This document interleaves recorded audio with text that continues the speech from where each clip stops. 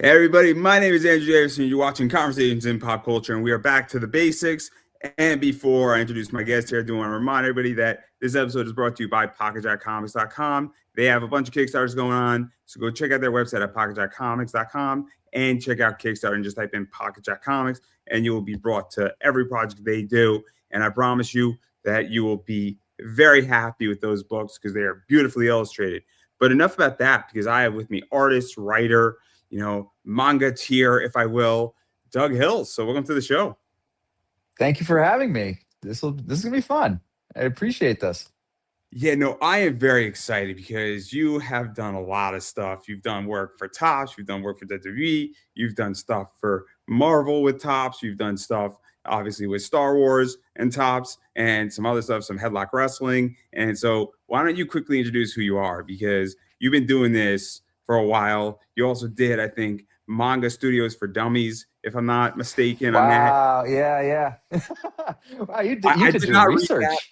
I am not a mangateer. I just want to make that crystal clear. I can draw a stick figure, and that's about it. And so please don't ask me to draw because I am shabby at that. um, okay, yeah. So, yep, my name is Doug Hills. I am a jack of all trades, apparently. Just been doing this for a profession for a little over 25 years now. Been a fan of just all this stuff since I can remember, and now I get to draw some of this stuff for a living, which is just mind blowing. But yeah, you've already kind of covered some of the stuff I've done. I've had the chance to do professional work for WWE, for Tops, Upper Deck. That was one we didn't cover. So I got to do some sketch cards for Upper Deck DC. So if you collect like physical sketch cards, I have my first set officially through Upper Deck. So that's kind of cool. Um, geez, what else? Yeah, comic books, storyboards, um, drawings for people. Lots of commissions. And yeah, and so yeah, just been I did web comics. That's I did that. That was actually how I started doing stuff for um like try to do things as an actual career. It's just like I started doing web comics back in 2001 That's with yeah. with a comic called Place Name Here, which was just basically it was around that time. It was like, oh, we'll just do like the slice of life comedy thing. And then my wife and I created another web comic called Chibi Cheerleaders from Outer Space, uh, which was her little send up. She wanted to do like an homage to like bad 50s sci-fi and some anime tropes and stuff. And the whole premise was like aliens using hypnotic anime to ensnare fanboys in their quest to take over the world. Oh my God, there's so much we could break down right there. Obviously, I mean, the amount of stuff that I know is your web comics, and if I knew that, I'd be really, really, really well informed. I know a lot of your career. Obviously, I know a lot of the wrestling stuff. I know a lot of the comic stuff. I know a lot of the Marvel top stuff. And obviously, I mean that's how I know your career is all the wrestling stuff you've done, and you've done both the WWE and you kind of did the indie side, which is interesting, especially with Headlock. And that's where I Hmm. think you're really interesting is that the whole Headlock comic stuff, because you've done some storyboards for them. What was it? I think like issue 12, the RVD story. I've done um I've I'm now done like almost like 10 years with Mike Kingston on Headlocked, just doing a bunch of like small stories. I've been doing so many at this stage now. I've kind of been the primary artist right now for his Tales from the Road series. So if you're familiar with Pro Wrestling Tees, they do like a crate service. So kind of like a blind box, I think, how it works. Yeah. Uh, and they will at least every quarter they put like this little mini comic. And yeah, RVD was one of them. I've done stories for Booker T, for Jerry the King Lawler, Adam Cole, um the Inspiration, formerly the Iconics. um just I've kind of lost track. Jay White. um And You've yeah, done a just like lot. a I mean, I got pictures here because let's just go through the pictures because oh my jeez. favorite moment in wrestling is this. Oh god. The Steiner math. Yeah, that was a fun one. Mike tells me, I get the script and this was the bit, and he's just like going, just do Steiner math. I'm like, okay. And he kind of gave me like a framework of like things, and I think it was to just kind of almost play up the math meme that we see. Um and yeah, that was just a fun So, one so, to so do. what is that like though? Because that is like one of the most iconic, modern day wrestling memes, discussion points that everybody sends to everybody else at any given point when something is not adding up. So when something is Hmm. not adding up at my job on Teams, I will shoot my boss Steiner math, or I'll shoot my coworker Steiner math. And then my boss is not a wrestling fan. He looks at it and then he just starts laughing because he's like, this is brilliant. So, like, what is that like? Because it's an art print, I think, right? From my understanding. It's actually a Tales from the Road story. So it's actually part of it was a compared to the other stories that were, like kind of within the Headlocked universe. Because I don't know how familiar you are with like Headlocked as a whole. It's like Mike has this main story that he has. It's almost like a drama about this person who's kind of making every possible wrong mistake to get into the business kind of thing. Um, and he had been working, that was like the main story. And then when he started doing stuff for Tease, he did these Tales from the Road stories. And they are ones where you would have like, it's like say, it was like say Adam Cole, but it's not like Adam Cole, it's the Chugs, like his Twitch handle kind of thing. And they're all sort of like kind of in universe characters, so they're analogs to the Headlock universe. The Scott Steiner one was a completely, or I guess it was the Steiner brothers. No, Scott. It was a different one where it was just like a series of like kind of pinups that were throughout the history of the Steiner brothers. So there were ones where it's like I had them there was one of them was I had like them doing like their finishing move, the top rope bulldog move. I had to try to illustrate doing a Frankensteiner, which was interesting. Trying to get that motion of doing that, and those are always the tricks of like, oh, here, do this. Like actually, the Adam Cole one's another one. I'm supposed to, like I had to do is like the Panama Sunrise, and I'm like, how am I going to do this? And I don't have it on me at the moment, but it was like, all right, I had to just kind of like do 3 steps of him doing like second rope drop and then hit him with the Canadian Destroyer. And those are those are kind of the fun things. But yeah, going back to this the that one, that happened to be just one page of the history of Scott Steiner, ending with a picture of like them at the Hall of Fame, or like a drawing of them at the Hall of Fame kind of thing. So that one was different than the other ones where it was just Scott Steiner, and it was just a series of just like individual images that actually kind of worked out. That could have been Prince in a sense. Because it's one of the most like I guess modern day iconic positions of Scott Steiner, and it's so mean that everybody knows it in wrestling because it was Oh, I such didn't a realize that people were. ridiculous I mean, like the Steiner math thing, or my drawing in particular. the Steiner myth, Yeah, yeah, yeah. general, and then you have a drawing of it, and it captures what that means. Like if you see the promo, and that's what makes it so wonderful, and that's why I wanted to talk about it because I see this Hmm. and I'm like, man, I want a huge poster of this. Like I want to just buy like a 24 by like 11 poster of this because it's so ridiculous and it's such a funny thing and everybody knows it and you got the whole Hmm. formula. And I don't know what that is like for you, but as a wrestling fan, you just see something sometimes in wrestling and you're like, that's brilliant. And then you see the exact thing how it would look in art and you're like, you Hmm. nailed it. I mean, because if you notice in the background, it's this entire promo in the back.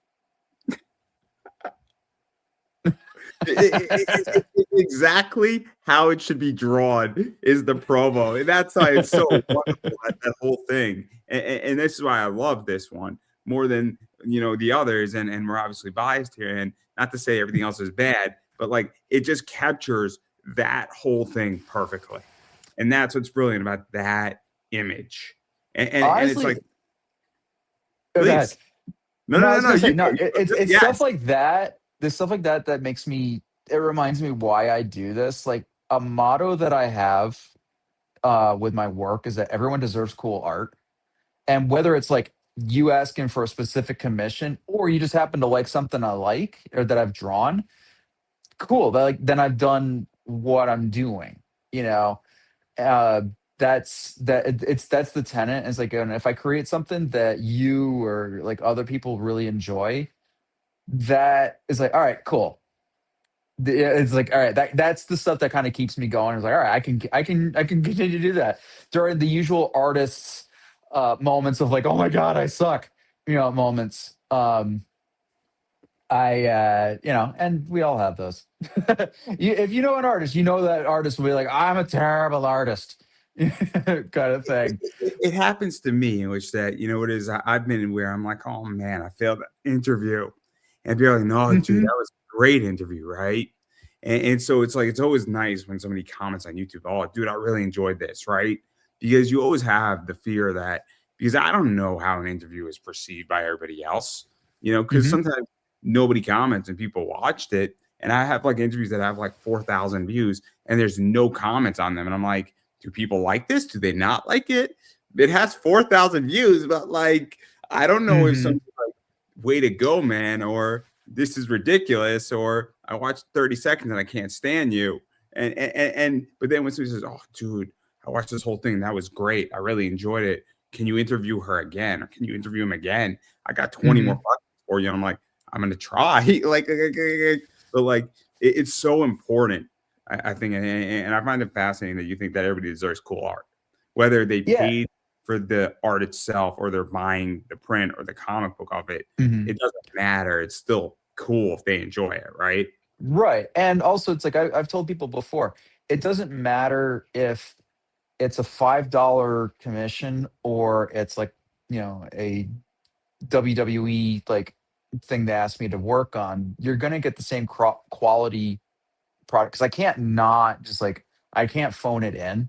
Like, I'm going to agonize regardless of who it's for because everybody in my mind is that important. So, like, you are no more or less important than Tops or WWE or Fanatics or all these places. I've been very fortunate because I consider it like you asked, like, so, like using you as an example is like, say you want a commission, it's like, you asked me to do that, and that is important, like, because you want something very nice, and I want to do my best to give that to you, and hopefully, like I guess my track record has been okay. Um, that but and that's it. But and to your point about like agonizing over your work, um, we wouldn't do it. Like we wouldn't be agonizing and stressing and like doubting ourselves if we didn't care. If we didn't care, we just phone it in and be like, yeah, whatever, kind of thing. But we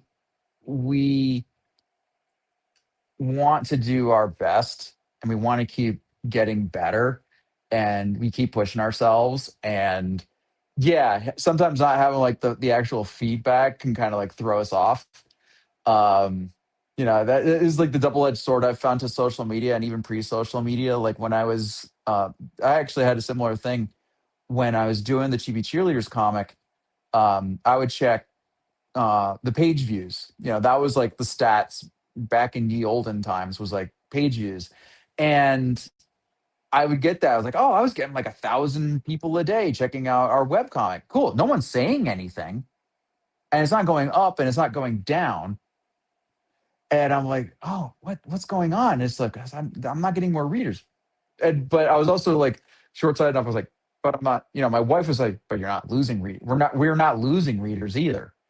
And you're like, yeah, but why aren't we growing? He's like, it's that thing that you, and especially if there's no like major feedback. I didn't find out until like sometimes later on where I had people like, oh yeah, I love TV cheerleaders. I'm like going, wow, you're like the first person or that's actually read it or that I've heard that's read it.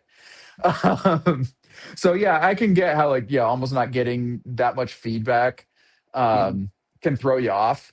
So even like you just telling me how much you really love that Steiner math thing, I'm like, oh yeah, that was a cool thing, wasn't it? I mean, it's so weird, but I find it also interesting because you touched upon something about a commission.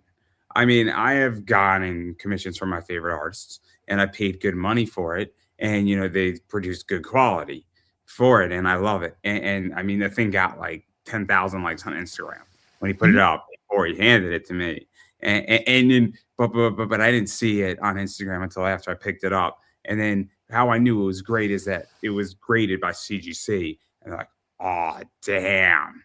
And then the company that it was Zenoscope, you know, Mm. I went to their booth and they were like, "Oh, yo, you see this cool thing that just Elias Chazoudis did?" I said, "I know, it's mine." So they didn't even know it was my cover that I commissioned.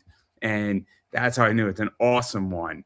But like the Dang. idea is that, he put in the same quality of work that he would do for a cover for them on the Hmm. commission. And I mean, it wasn't cheap. I mean, it wasn't ultra expensive. I mean, we're not talking J. Scott Campbell money here, but Right. it was a good amount of money. It was like a $300 commission, and it was well worth it. But like the idea is that he didn't skimp out on the problem. My mom was Hmm. terrified. She was with me when I was getting it. She's like, "You're handing somebody a book and money in cash. How do you know this is gonna work?" And I'm like, "You kind of gotta trust the system." But like, I was gonna say it's a leap of faith. That's really all it is with all of these things. I mean, and it goes the other way too, because there will be times more often than not. I'm almost the opposite. I don't want to get paid until the work is done. Or sometimes I may just like it may be just how the business transaction, with the company works. But sometimes I'll be like, yeah, don't pay me until the work is done kind of thing. Because otherwise I will almost like start thinking too much about the money and be like, oh, I gotta make sure this is a X number of dollar, Oh, I'm so prod. the opposite. I'm so the opposite, like, especially at a con, I wanna pay up front and I pay in cash Mm-hmm. because I save up my money and I bring a lot of cash to a comic convention, and I would never do a commission over the internet. It just doesn't work for me, right? Hmm. I don't feel comfortable in that circumstance, but, like, I find it so interesting, right? Because I would rather pay up front, and that money's already gone if it's in cash. So if you Hmm. screw me as an artist, well, I'm okay with it. I'm not okay with it, but that money's already been accounted for and it's gone in Right. my, and so I'm not down the hole, right? I'm Hmm. back to zero because if I bring $1,000 to a con, I don't have that $1,000 for anything else. If I walk away with the con with $500 in my wallet, that's $500 that fell out of the sky for me. But I budget ahead of time accordingly, and so that's why I like Right. paying up front because the money's already gone, and so I can't. I mean, if I don't spend the money at the convention, then I have that money for something else, but it's already gone in my mind, and that's how I function. Right. But I mean, but there's also I'm buying a personal item, so it's not a Hmm. business, and that's the other thing too is that if you're running a business or doing a commission for your job, it's also different, and especially when you're working for big companies and doing some cool stuff like that, like WWE and other stuff, that's a whole different transaction completely.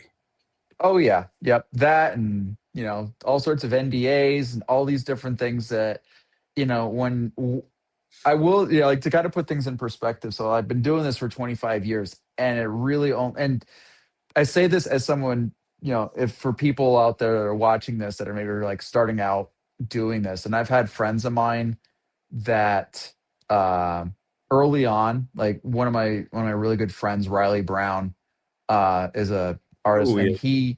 he started off uh, almost like right out of the gate. So like to put things, there's a group of us on like in around 2005. We kind of formed an online group called 10 Ton Studios, and the whole idea was us pushing ourselves to get better. And when you hear who was in it, you're like, so it was myself, Jason Baruti, Riley Brown, Chris Burnham, Aaron Cooter, Steve Willett, Nick Pitara, Koi Pham, um, Charles Paul Wilson III. It's like these, and a lot of these guys went on to work for Marvel. Like Riley got into Marvel like that. Like he got to do like one of the Christmas specials for Marvel around 2005, 2006. Didn't And he do a bunch of Deadpool too? oh, he did a lot of Deadpool. I mean, Chris I think I've Burnham. seen some of his decals like on cars. And I'm like, And yeah, I then, know and who then did Chris that. Burnham did like Batman Incorporated, right? Yep. Yep. So And I know those two very well. I know those two artists very well, as far as Nick, their art goes. yeah, Nick and Chris, like Burnham and Nick are very like in the Frank Quietly realm. Like, I'm trying to think of some of the stuff. Nick has done some stuff for for Marvel and DC. Aaron Cooter, he's like the big boy over at Marvel right now. I mean, he's been on Guardians, he's been on Spider-Man. I think he's on Thor. No, he's either on Thor or Daredevil now. Yeah, he's been keeping himself busy. He's another one who has that very open line work style. But okay, so Riley got in her. Me, I've been trying to make a living out of this for 25 years. Had to I only hustle really really to I respect. only got really into it, like where I started to like say, "Oh, I'm making like some actual money on this." Is like maybe 6, 7 years ago. So for those of you that are like starting off and you're like, "Oh, I don't know if I'm going to get this," like it's kind of a crapshoot, but don't be discouraged if this is really what you want to do. And that was me. Like I would be beating myself up, and I'm seeing my friends like they're getting big jobs and different stuff, and I'm not breaking into the comics industry, and I'm getting down, but I also can't not draw. So I just kind of kept going, and uh, eventually just kind of like shifted because there was a point where I realized like, all right, I'm not making it because my goal was eventually to draw X-Men. I wanted to be. I got into X-Men when when the animated series came out, and that's what kind of spiraled me into comics wanted to do that for a living. And but I never got anywhere in the mainstream stuff. So no, I've done some indie stuff, but didn't get anywhere with Marvel and DC. And that's when I really decided to kind of shift. And around this time is when I started doing more stuff with Headlocked. So I was doing comics. It just happened to be pro wrestling comics. And so I was doing some posters for Mike, then I was doing some stories. Then Mike Quackenbush reached out to me from Chikara I know and Mike has asked, been on this show. He's been on this show. "Oh, So Mike's it's a been." bit of a dirty word. It's a bit of a dirty word, him. But we're all adults in the room.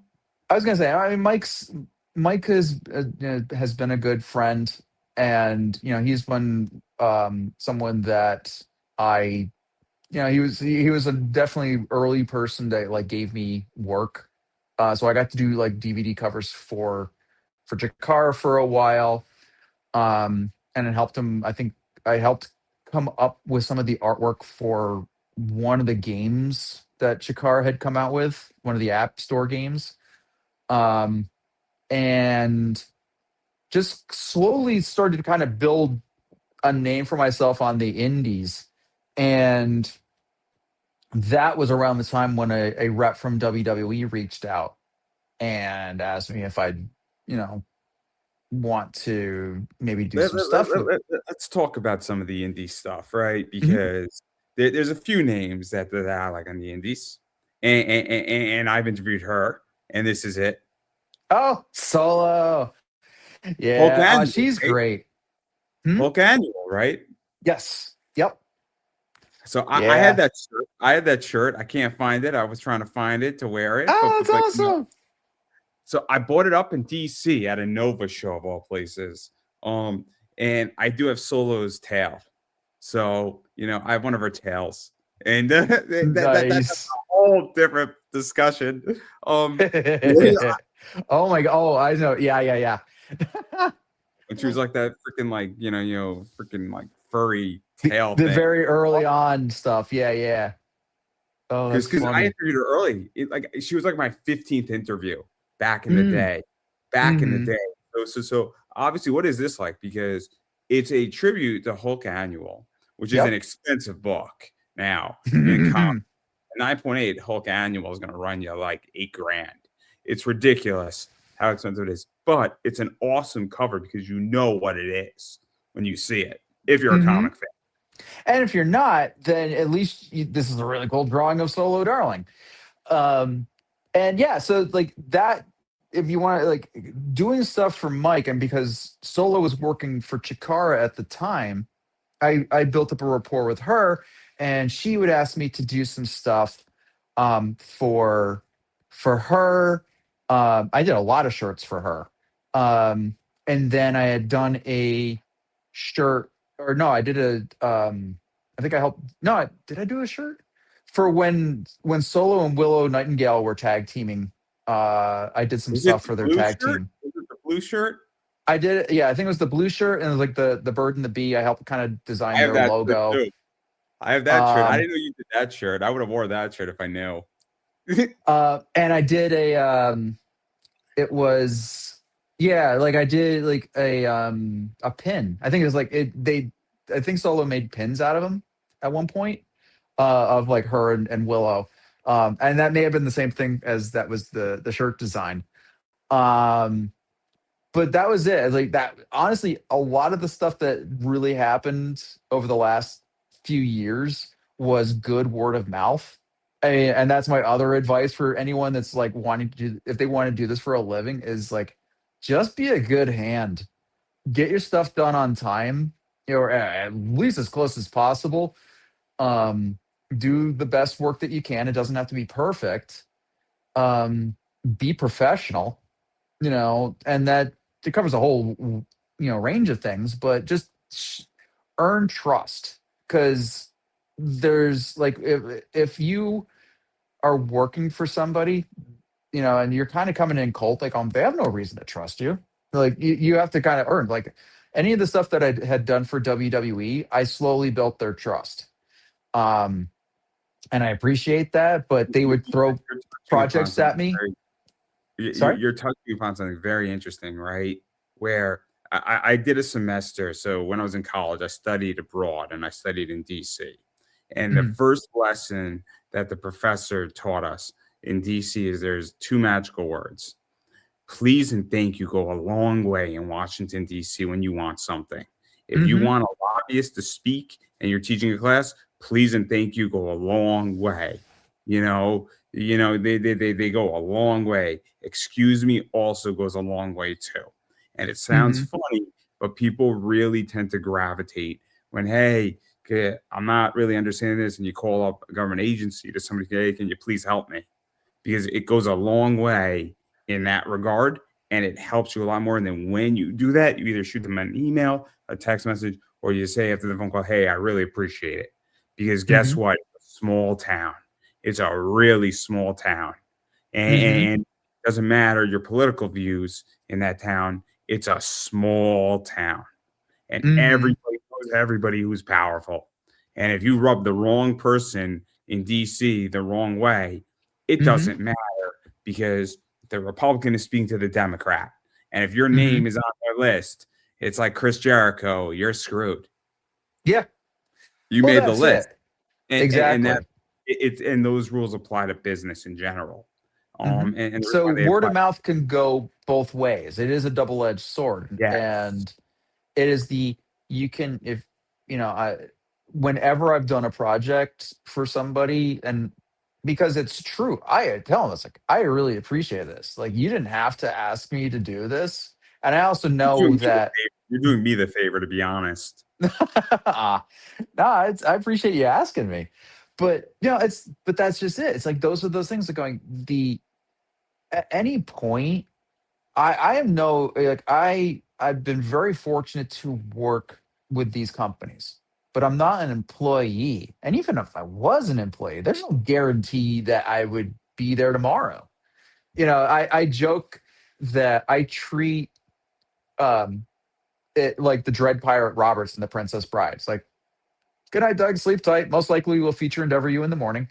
You know, kind of thing. And so the fact that I am now freelancing with like say WWE for like 6 years now, like this will be year 6, is well above and beyond whatever I expected.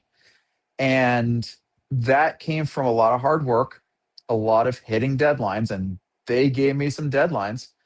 And also just being a good hand, because at no point are they under any obligation to use me for anything. And I know that.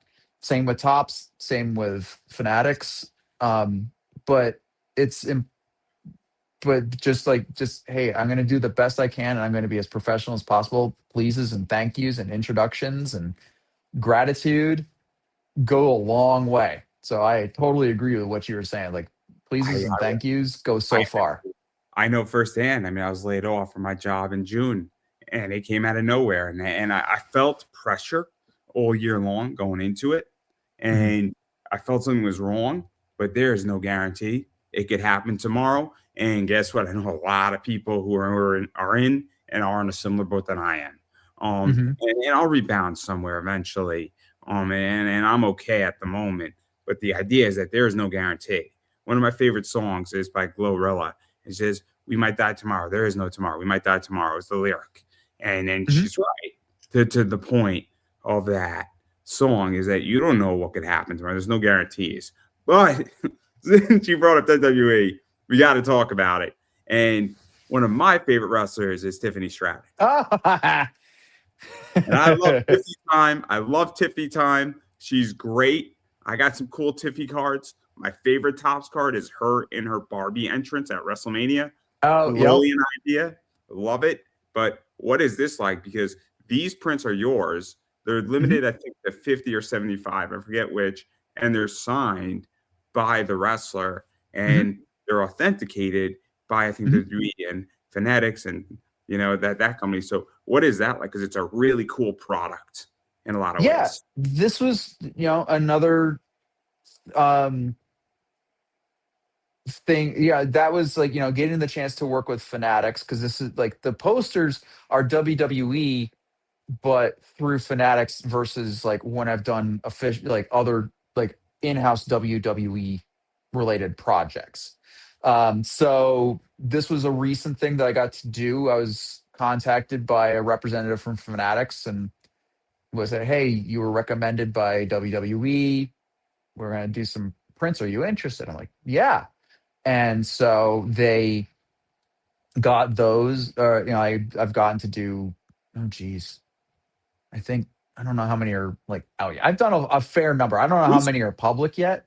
Yep. who's I was going to say that. Hang on. Um, it is a perk that I get my own. Um, so in addition, kind of like the trading cards, so like when I do sketch cards, you get like artist proof cards. Now these I can't like resell on like sketch cards, but I got like my John Cena which is right and here, the better yep, John and my Cena Jay for you. Uso and my Tiffany Stratton. And I will say kind of the same thing, because you mentioned the dummies book. When I got to work on these things, it's one thing when I write it or when I draw it, but then to kind of get it in your hands is like, okay, this is cool. What he's It's really just, saying is that he's just thrilled that he got a John Cena autograph. That's yeah, really that what he's too. saying. I'm like, oh yeah, I got a John Cena autograph. Who knew? I get it. I get it. Because I will show you what I have of John Cena that is awesome, right? So I have that, which is Oh, his it's his sock. oh, So okay, I I neat. I get it. That's his sock that he wore on the first Netflix on Monday Night Raw in the Netflix era. So yes, I get it. I get it, everybody. I get it. And, and and that's a personal card. Because it's an awesome card. So you just wanted the John Cena autograph. That's how you did this whole thing, right? 7 years, right? When I got the chance to like, hey, you're gonna draw John Cena, I'm like, okay, huh, sure. Well, the number of times when I have gotten the chance to create, when they asked me to do something, because like when I first started stuff for WWE, it was they were doing some boxes for specific wrestlers. So like my first official project for WWE was an Ultimate Warrior poster. Yeah, that's the one. And so that is my first ever WWE thing. And then I got to do a Randy Savage one and a Roddy Piper one. Yep. And then later on, I would get the they would give me shirt designs, and then I'm seeing Roman Reigns wearing my shirt. I'm seeing Cody Rhodes wearing my shirt. I'm seeing, yep, that one. And that's that I was gonna say that was the craziest thing. Hang on, I don't. You probably already saw this, but oh, where did I put it? Oh, yeah. Oh, yep. Hang on. Do. I know what's coming. I know it's coming. The action figure. Yeah. Well, there's that one. But then, you've seen the skateboard, right? I did not see the skateboard. That I didn't So, even know was a thing. all right. So yeah, this blew my mind. It's because I got one of my buddies was like, "Hey, did you see what they announced at uh was it Comic Con? I don't know, or one of them, or Toy Fair, or something like that. No, it was Mania. I don't know. Anyway, yeah, it was around Mania week, and and Cody's on there, and like, yeah, they took your shirt and made it into an action figure, and I'm like, okay. I just yeah, I geeked out a bit. But no, this was another one where it's like this was for Mania Hollywood. And this is the thing. It's like also like my header, I think, on my Instagram or something like that. But they asked me, "Hey, do you want to design a skateboard deck?" I've never done that before, and I'm like, "Sure." Sick. So that's then I was very fortunate that I got one of these. And then I'm seeing, so after I did it, and that's it. It's like a lot of these things, like I did it, didn't think anything further of it. And then next thing I know, I'm seeing pictures at like the Mania Access, and there's a stack of the skateboards there. Or I'm seeing like the Cody Rhodes shirts, or just I got to draw. Yeah, I had the Rock. He doesn't know me from anybody, but he promoted the shirt I designed. It was the one that was like the Batman meme, except him smacking Cody Rhodes. And then I see him promoting it on his Instagram, and I'm like, the hell's going on? So you know? let's talk about some of these shirts because Mhm.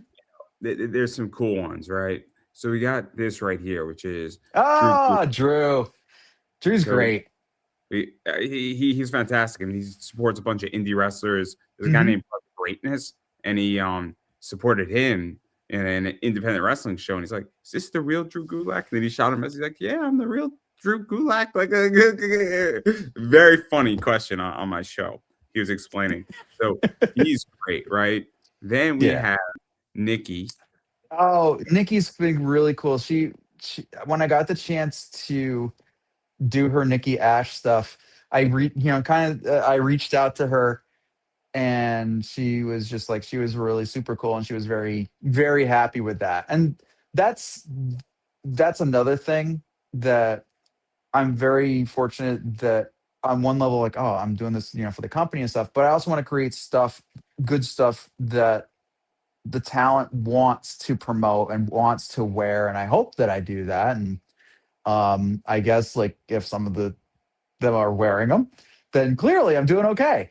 But but to hear kind of that same thing we were saying, like every now and then I'll get like a I'll be able to hear from like, I met like Mustafa Ali a few years later when he was in at TNA, and I had done some stuff for him over, where I could over the years, when he was at WWE. And super cool guy. And Drew, that shirt, I had done I think three shirts for him. And that was a pleasant surprise. And I had already known Drew for a few years prior because I had done a poster of him for Headlocked. And that's how I met Drew online, and I finally got to meet him at a Beyond show last year. Uh, Beyond Wrestling, mhm. Uncharted Territory, all that. Yep, I met him at Wrestling, Worcester, all that good and stuff, so, right? huh? All that good stuff. What up in they're not in Boston. They're in Worcester.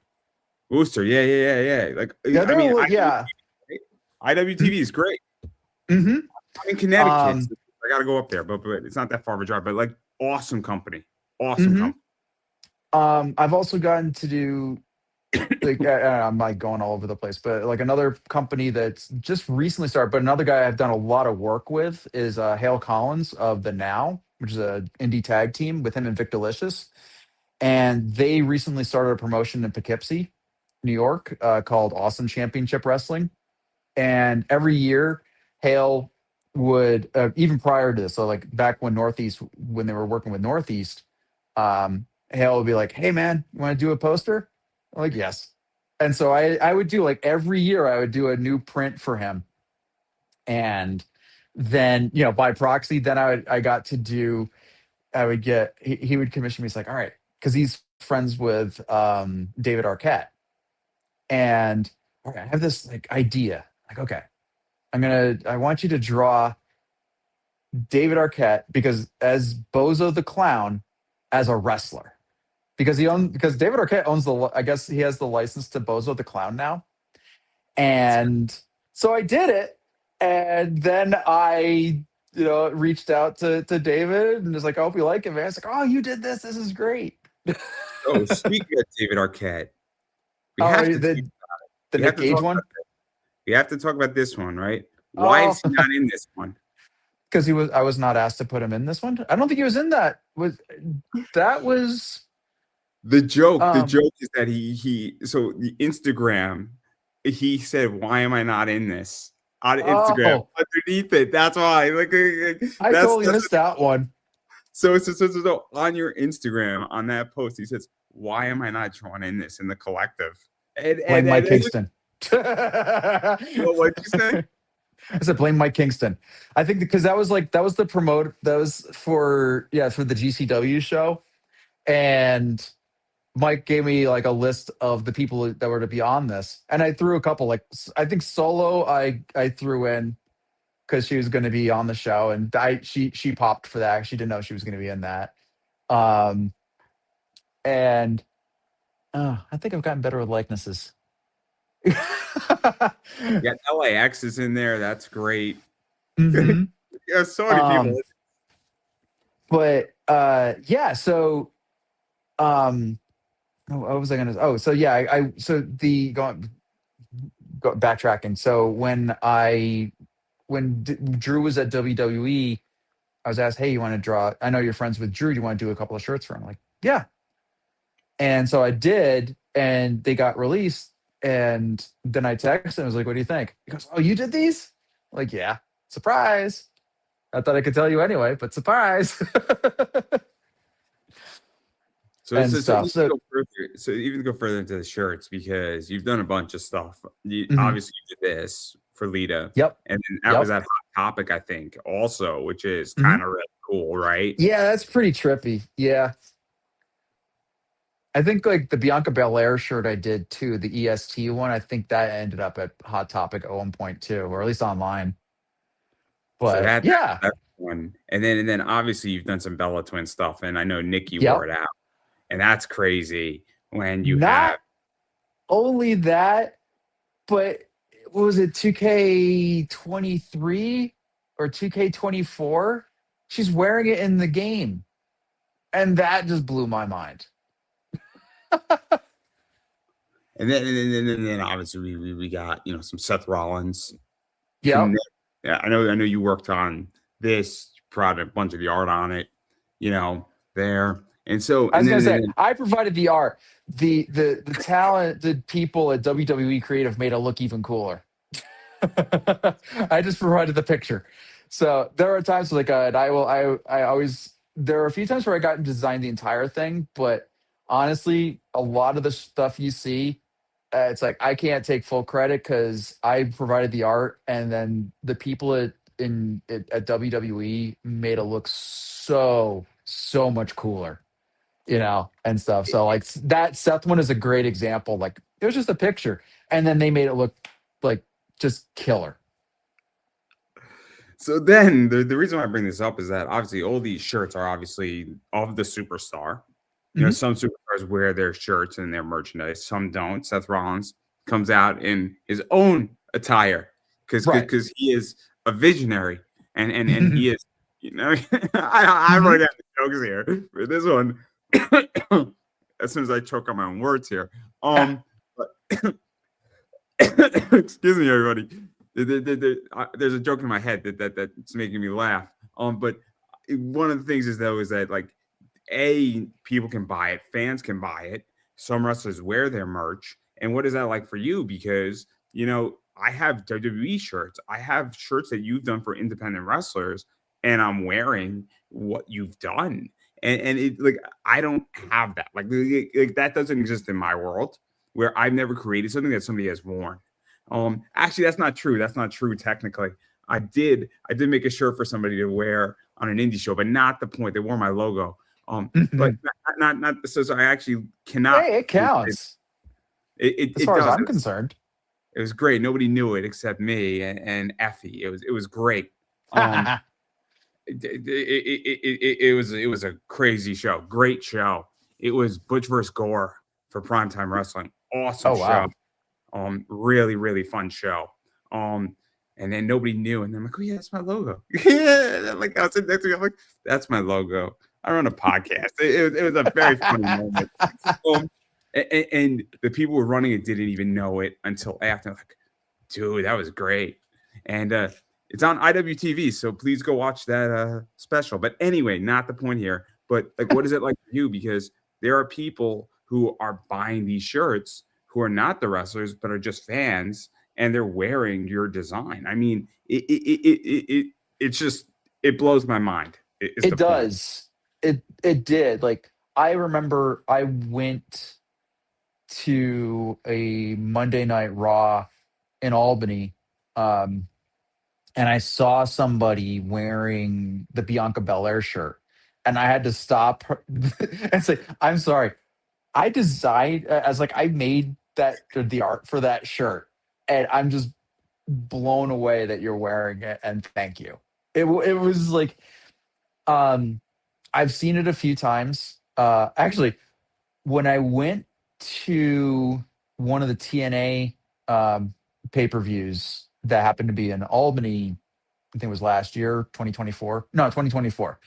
Um, and I saw somebody wear one of my shirts, but it was the headlocked PCO shirt that was like the Hulk homage. And I'm like, I have to stop you because I haven't even seen that as a shirt. That's crazy and so cool. I drew that. um, so it's kind of the same thing as like when I see the this stuff in my hands. It's like it's one thing to create it, and it's another to kind of see it in the wild. And like yeah, seeing somebody wear it, whether it's on television, um whether it's talent, you know hell, what was it? I caught some of like Monday Night Raw, and I saw someone wearing my Penta shirt in like kind of the one corner. I'm like, ah, you know, the Penta era shirt. Um, and it's like those moments where it's like, wow, that's cool. Yeah, when I went to the ACW show, I saw one person wear the Cody shirt, the Finish the Story shirt. And I saw another wearing a WWE like Legends. So it's just like the group uh of just yeah, WWE legends. And it's just like, this is so weird. um Again, it happened once in my life, and it's not even a comparison, but it's the closest thing is that somebody recognized me at a con for my podcast. And I'm like, oh, That's shit. awesome. And I'm like, wow. He's like, yeah, dude, I've been watching you for like the last like 6 months. I'm watching all your interviews for this. And like, the guy brought up really things. He said, like, that was so interesting about this thing. I never knew this about this person. I'm like, no shit, man. And like, he sat down at my table while I was eating lunch and we were just speaking about stuff. And like, it was wild to me that somebody recognized me off of the internet. And I know it sounds so weird and so simple, but like it's kind of like, somebody's recognizing your work and recognizes you as a person off of something and they've never met you before. Mm-hmm. It blew my mind. And it wasn't money. It wasn't even like fame. It was just like somebody recognizes me off of something. And obviously knows my work, and it blew my mind. So I would imagine, but yours is much cooler. I'll just say that, because having t-shirts that people are wearing and people are spending money to buy the shirt you designed and helped to create. I mean, that is and somebody says, I want to wear this because I like the way it looks. It's so interesting, and it must be so fulfilling. I mean, it has to be, because you have to feel like, man, somebody wants to buy my work and they want to spend money because they like the wrestler and they like the way this is done. Like this one right here, right? This is awesome. Yeah, and like I've seen a couple people wear that shirt on not in a while, but like I've seen some people wear that shirt on television, like just in the crowd, and it is like those that does. I am appreciative of whenever I get that opportunity that a shirt gets made that I helped make, or at least I provided art for. That it that it was like it was created in that, and people are like, yeah, I really want to wear that. That looks really cool. Like, I will vanity check a couple of the Instagram posts whenever I see a shirt, and I'll be like, if 90% of it is like, this is awesome, and the other one is like, meh, like I can take that. Yeah. you know? So yeah, I mean, I think that's it. It's like it is very nice that it, because it checks off a lot of boxes on that front. It clearly makes WWE happy, it hopefully makes the talent happy, and it made that fan happy, and that's all that matters to me when all's said and done. Is I just want, like I said, everyone deserves cool art, and if I can do my best, to provide that, even if it's like just a small thing, then cool, mission accomplished. And again, it's like, whether it's for a multi-million or billion-dollar company, or an indie promotion, or somebody says, hey, I got this Christmas idea, like I want to give my wife for a Christmas present, and that is just as fulfilling, because I did do that recently. That was one of my things. I was like, I had a friend that was like, hey, my wife, I have this idea for my wife, and we have this, and it's going to be, we want to do this and this in it. I'm like, okay. I mean, I'm like having to piecemeal it together, and I piecemealed it together, and apparently she loved it. I mean, and that's it. So It is the reminder of why I do it. I'm going to ask you a question about commissions. And maybe this is my idea on custom wrestling and some other stuff that's customizable. Is that everybody wants to be a director or a producer, a creator, a controller to some degree. So when I did my cover when I got a commission, I wanted a certain style. One of my favorite covers of Zenescope is Firefighter Sexy Samantha. It's a girl, and then her breasts are covered by suspenders in front of the Flatiron building. And I wanted to do it with a character. And it's one of my favorite covers Zenescope ever did. And I wanted a variation of that. Right. But I can't draw. And so, like, somebody might say, look, I have an idea. And then I don't know, because it must be A, I mean, it's work for you. B, a client wants the idea. And then sometimes also, I would imagine a client comes to you with an idea. You're like, I never thought of doing that way. Right. Mhm. And it must be fun because then you're like, oh man, my brain now is approaching this differently. I don't know if you have that reaction with the commission, but you're like, man, I never thought somebody wanted this type of mashup. Like Mhm. Donald Duck dressed as Captain America punching Mickey Mouse dressed as Thanos.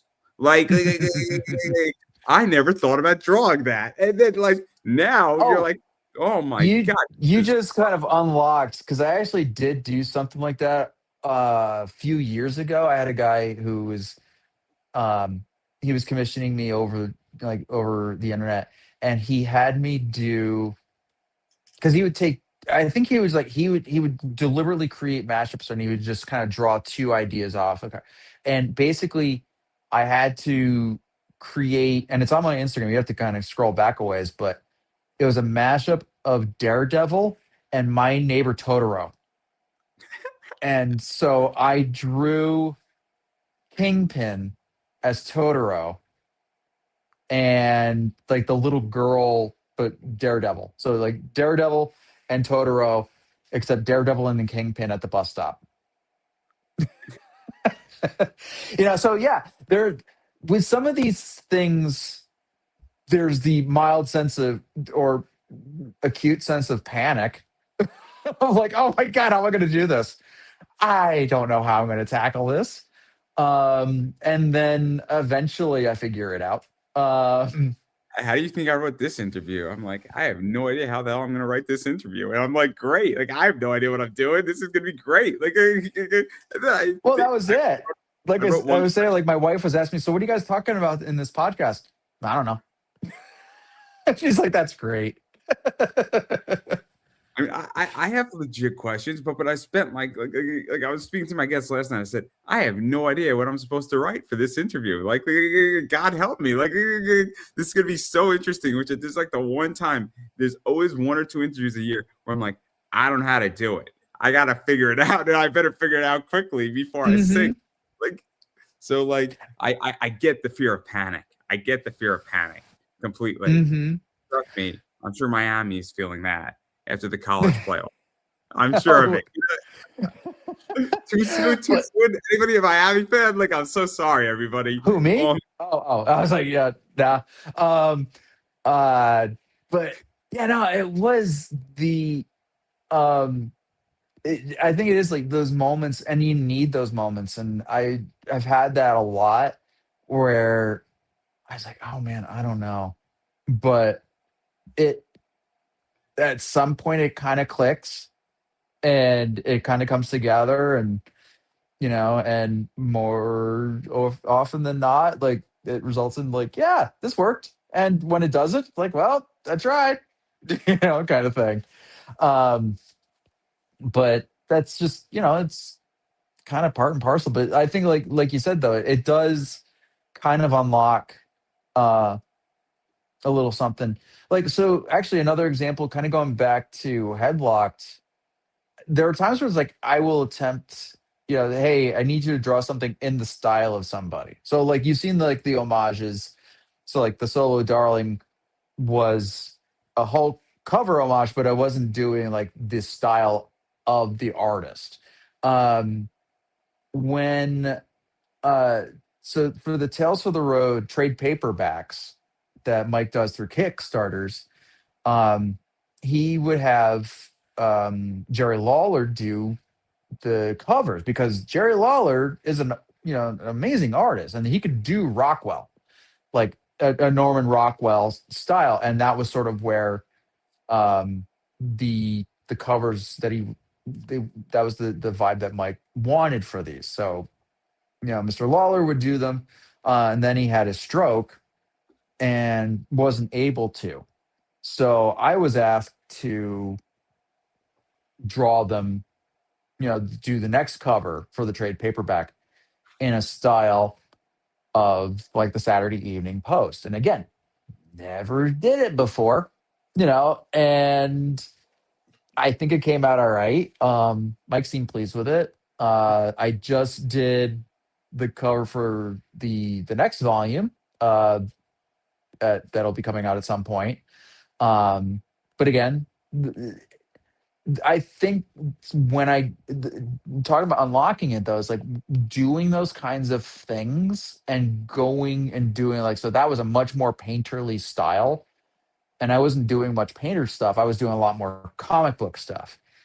And that unlocked me doing a lot more painterly stuff. So like the Fanatics posters are much more in that, not necessarily like Rockwell, but yeah, I won't lie, I'm like a bit of a Drew Struzan mark. So like I definitely would take, inspiration from Drew Struzan and a little bit from, Norman Rockwell, a little bit from JC Leyendecker, and just kind of like, do my own little spin on it.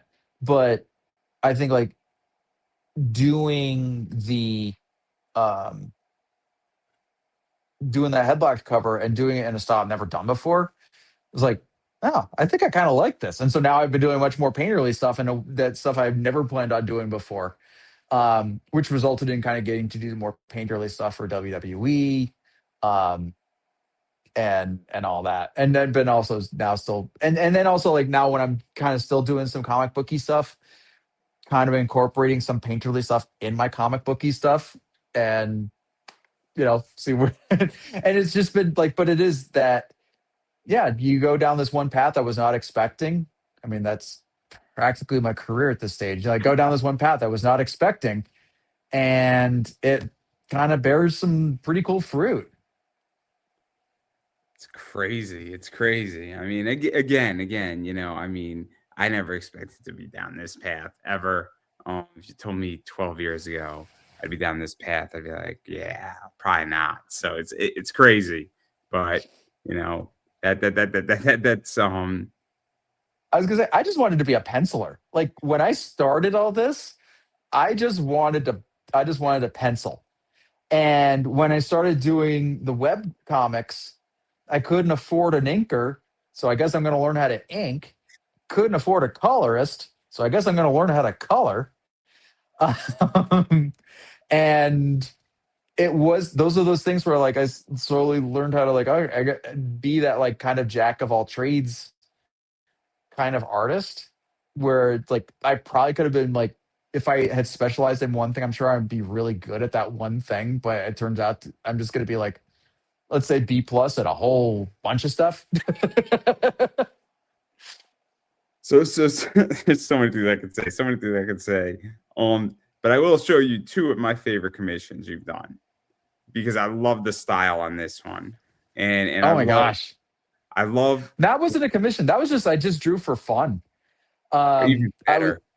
I had done like around that time, and oh my god, 10 years ago. Hey, I saw there's like some sort of weird 2016, like what were you doing in 2016 thing that was going around on social media. So I guess that was what I was doing back then. No, I did.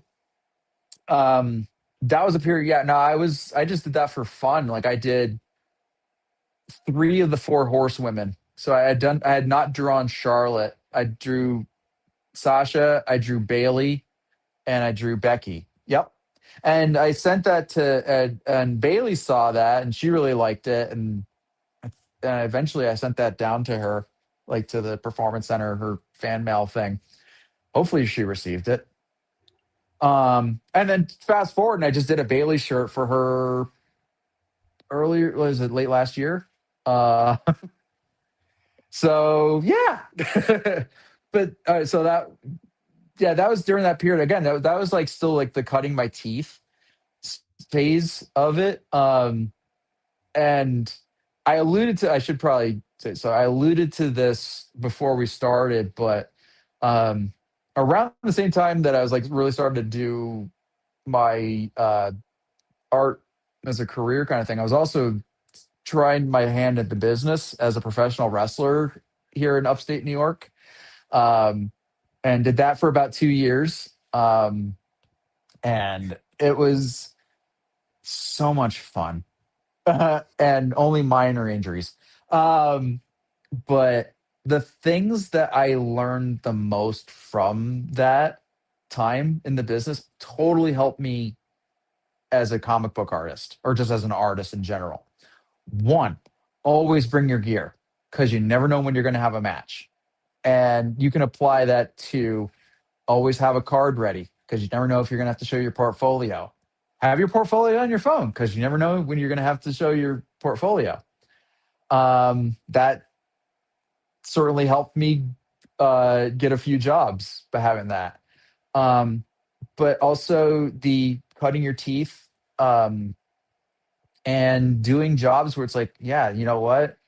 You might get a hot dog, but you're learning and you are kind of building you're slowly building the career and you have to do some of these jobs that like maybe pay for crap, maybe don't get paid at all.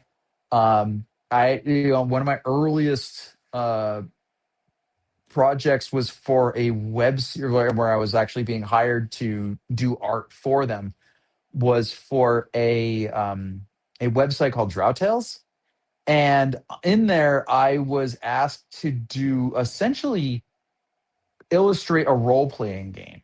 So the group would kind of do the role playing game, and then eventually I would get a script, and then I would basically be given 3 days, if I'm lucky, to do essentially 3 pages worth of art, full color for $50. I learned, yeah, and I did it, and there were some spectacular failures during all that time too. But that again, part and parcel with wanting to do this for a living is like, hey, I'm not going to learn if I don't do some of these things, and I'm not going to grow if I don't like learn from the mistakes that I made. Mistakes I made in the like when I was doing web comics. Um, I learned to not do later on. And stuff that I learned from these small projects like led to getting better so that when other projects came along, I could build on that. And that would then lead on to the next and on to the next, and then, you know, so on and so forth. But all that stuff was like, yeah, those are moments of like, yeah, you just gotta cut your teeth and you just gotta do it, especially early on. You're doing it for the love of the game because right now you might not be doing it for the cash, because again, you might in some cases, especially if you're brand new and especially in this very competitive world right now, like wherever there's so many people trying to get. Let me ask you a question Sure. about that, because you're no longer competing in America. You're competing globally as an artist. Hmm. In which that, I mean, you're competing with Brazil, you're competing with people in Spain, because, and this is the problem that people have in comics, especially with Hmm. comic covers, is that, their American artists are expensive. And a Brazilian artist might work on a cover for $150, because $150 in Hmm. Brazil goes a lot further than it Hmm. does in America. And, a cover artist in America on an indie level who's brand new might need $350 or $400 sorry, Hmm. to do the same work, because the living is a different standard of living. And it's not that they're trying to, nickel and dime you and be expensive, but it's just Hmm. that you can't make a living doing $150 covers. I mean, if your brand's big new, you want to bring in, you might, but Hmm. people in Brazil and maybe Spain and other places, Argentina, will work for less because the currency is better for them. A US Hmm. dollar goes further in their country, where $150 is more like $500 here. And as a Yeah. result of that, it's both good and bad, because I like competition. Competition forces better. It forces Hmm. better art, forces people to become competitive and better and develop their skills, develop their style. But at the same time, I also get that, if you have 50 people competing for the same job, only one person gets the job. 49 people are all tied for last. Mhm. So, like, I mean, I'm just curious how you feel about that because, I'm only looking in, and I don't know if that's a thing. I don't know if it's a reality or if there's a job for everybody. I don't know. Well, yes and no. I mean, like you are right. There is a job for everybody. Like it may not be a high profile job. It might not be something that like, but yeah, a job is a job. Like I'm not like when I was saying like about Drought Tales as the example, like it was $50, but it was $50 more than I was making. And it was a it was something to add to the resume. Um, but yeah, as far as like the competing globally, there I get a lot of people. The I the what I hear from like those kinds of things, like I can't stress over that. I can only do what I can do. To open up another potential can of worms here, but it's the same thing when everyone asks me, because I get it a lot, is like, do I worry about AI? And I'm like, I can't, because those that either, I don't fault like I don't fault a company if they want, whether it's especially if it's a small company that doesn't have a lot of money, that they choose to find talent that, or however, that is more affordable to them than hiring me. Whenever and before the with the what's going on with AI right now, was like, say you could hire somebody off of Fiverr.com. And in that sense, that was competition for me. It's like, yeah, they could hire me, but if I'm too expensive, well, I can just go to Fiverr. Like, cool, go ahead. I don't fault you. So, I so hope that you what I was gonna say is that it's the same thing with a lawyer, right?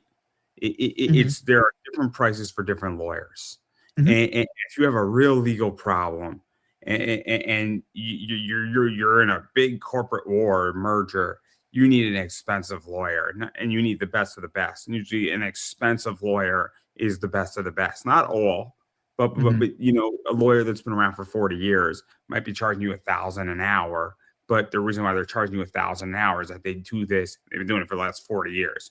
You're going to get what you pay for. And Mhm. so if you want a name, because sometimes it's a name. If I want a comic cover by Doug Hills, I think your name is going to carry weight. Once people look up, and it might help my book. But if I can't Mhm. afford you, that's okay too. It's nothing against your artwork.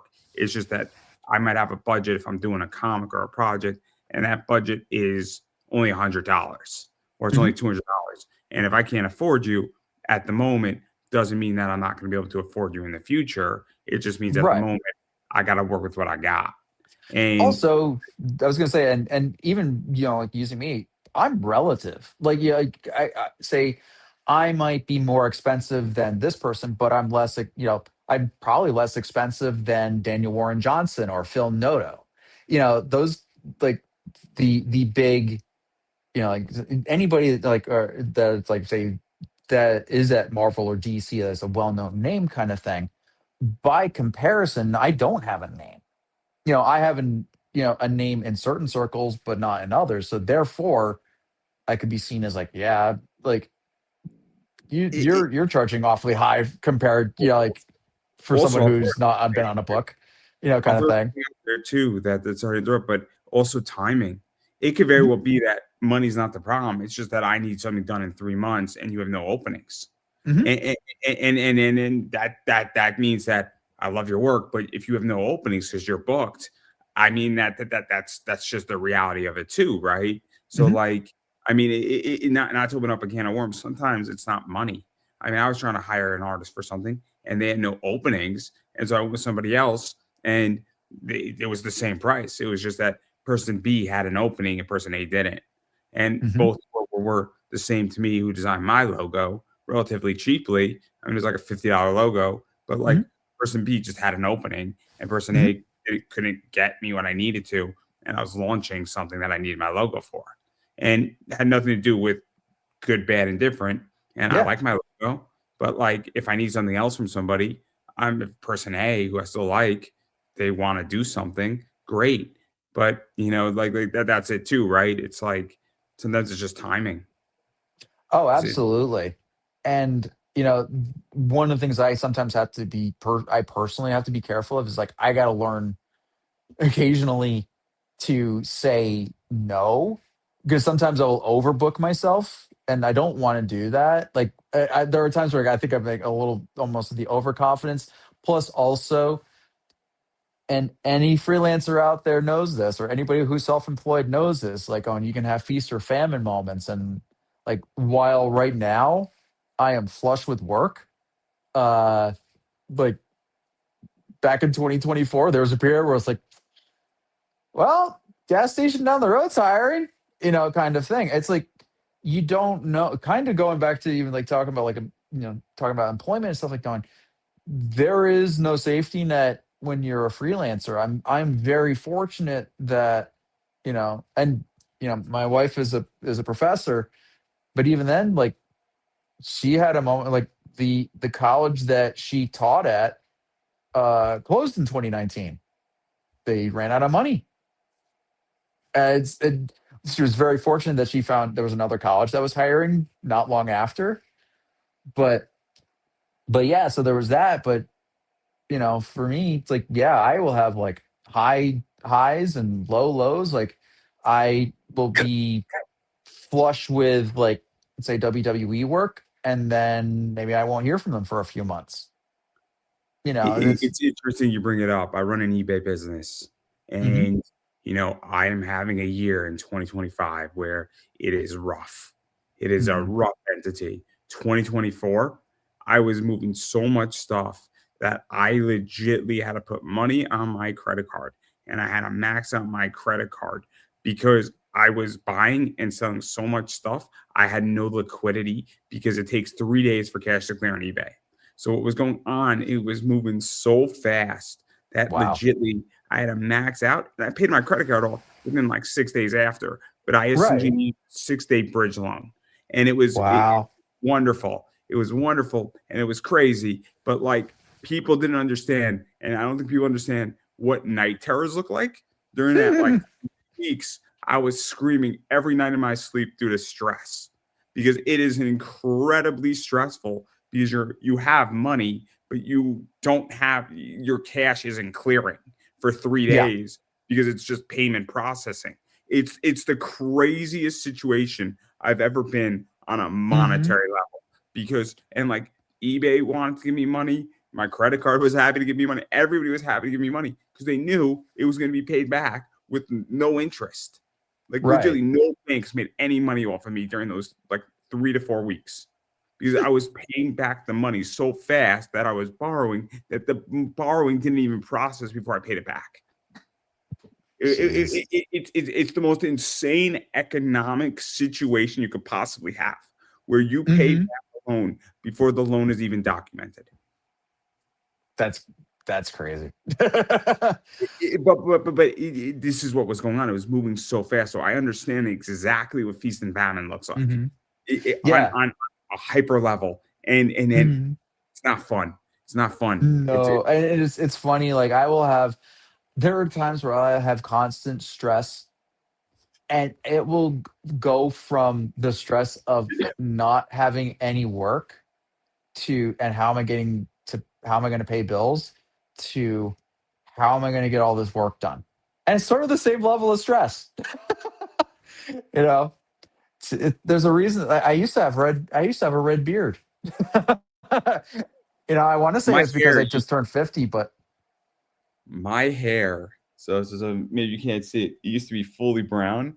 It's becoming mhm. grayer and grayer and grayer, and I'm 33. I just turned 33, and like about on January 10th, 11 days ago, and man, by the time I'm 40, my whole hair is going to be straight out gray, and the reason why due to stress, due to all of this, and it's just getting worse and worse and worse, and I know it, and I'm gonna look like an old Mhm. man, gray hair and that I I'm just gonna I was take looking at the a video of me from like just was it 5 years ago? Because I had done some video tutorials for what was Manga Studios, now Clip Studio Paint, for a company called Graphixly, and I did like some videos to start it off. And I'm looking, I was like, oh man, red, I had a red beard. But yeah, life comes at you fast, or at least over 5 years or 6 years. so Um, my beard hasn't gone gray. It's just my hair up here that is. This is not gray. yeah, This well, is I don't fine. have this anymore, so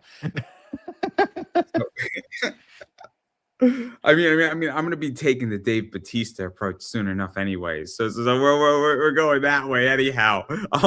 But it's terrible. It's just terrible. But I digress. On that point. But obviously, I do want to talk about Star Wars because you've done these. oh Because you're all yes. digital. You've done these. You've done this one. You've done.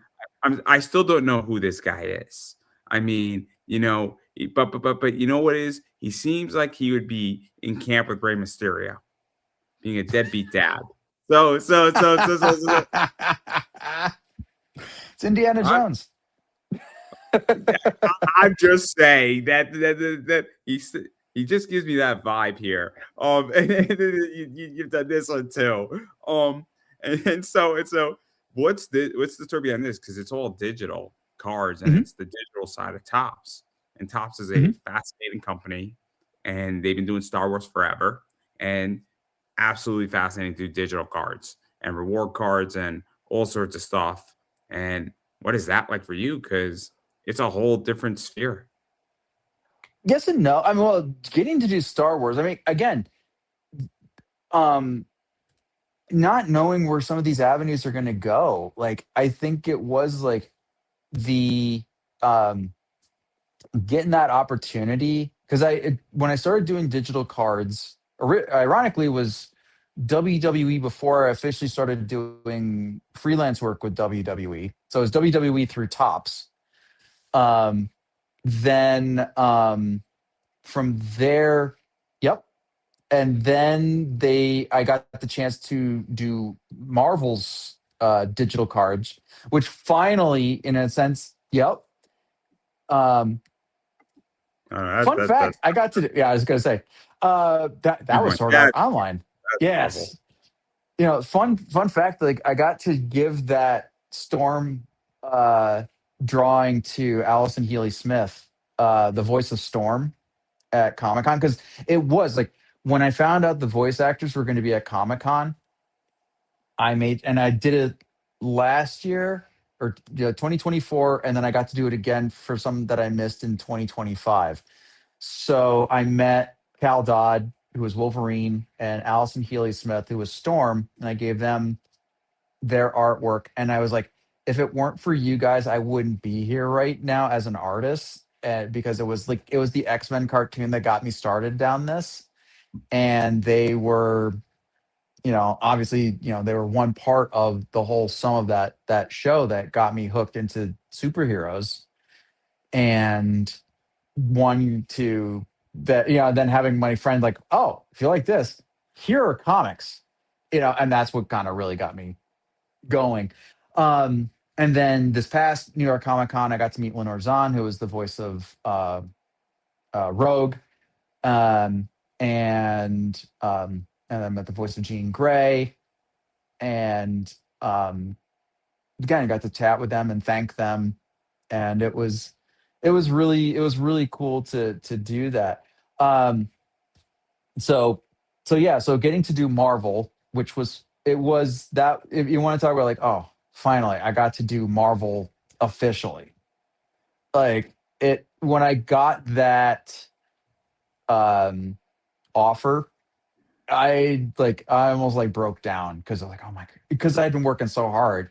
And then obviously, I'm still not working on a Marvel comic, but I got to work on Marvel.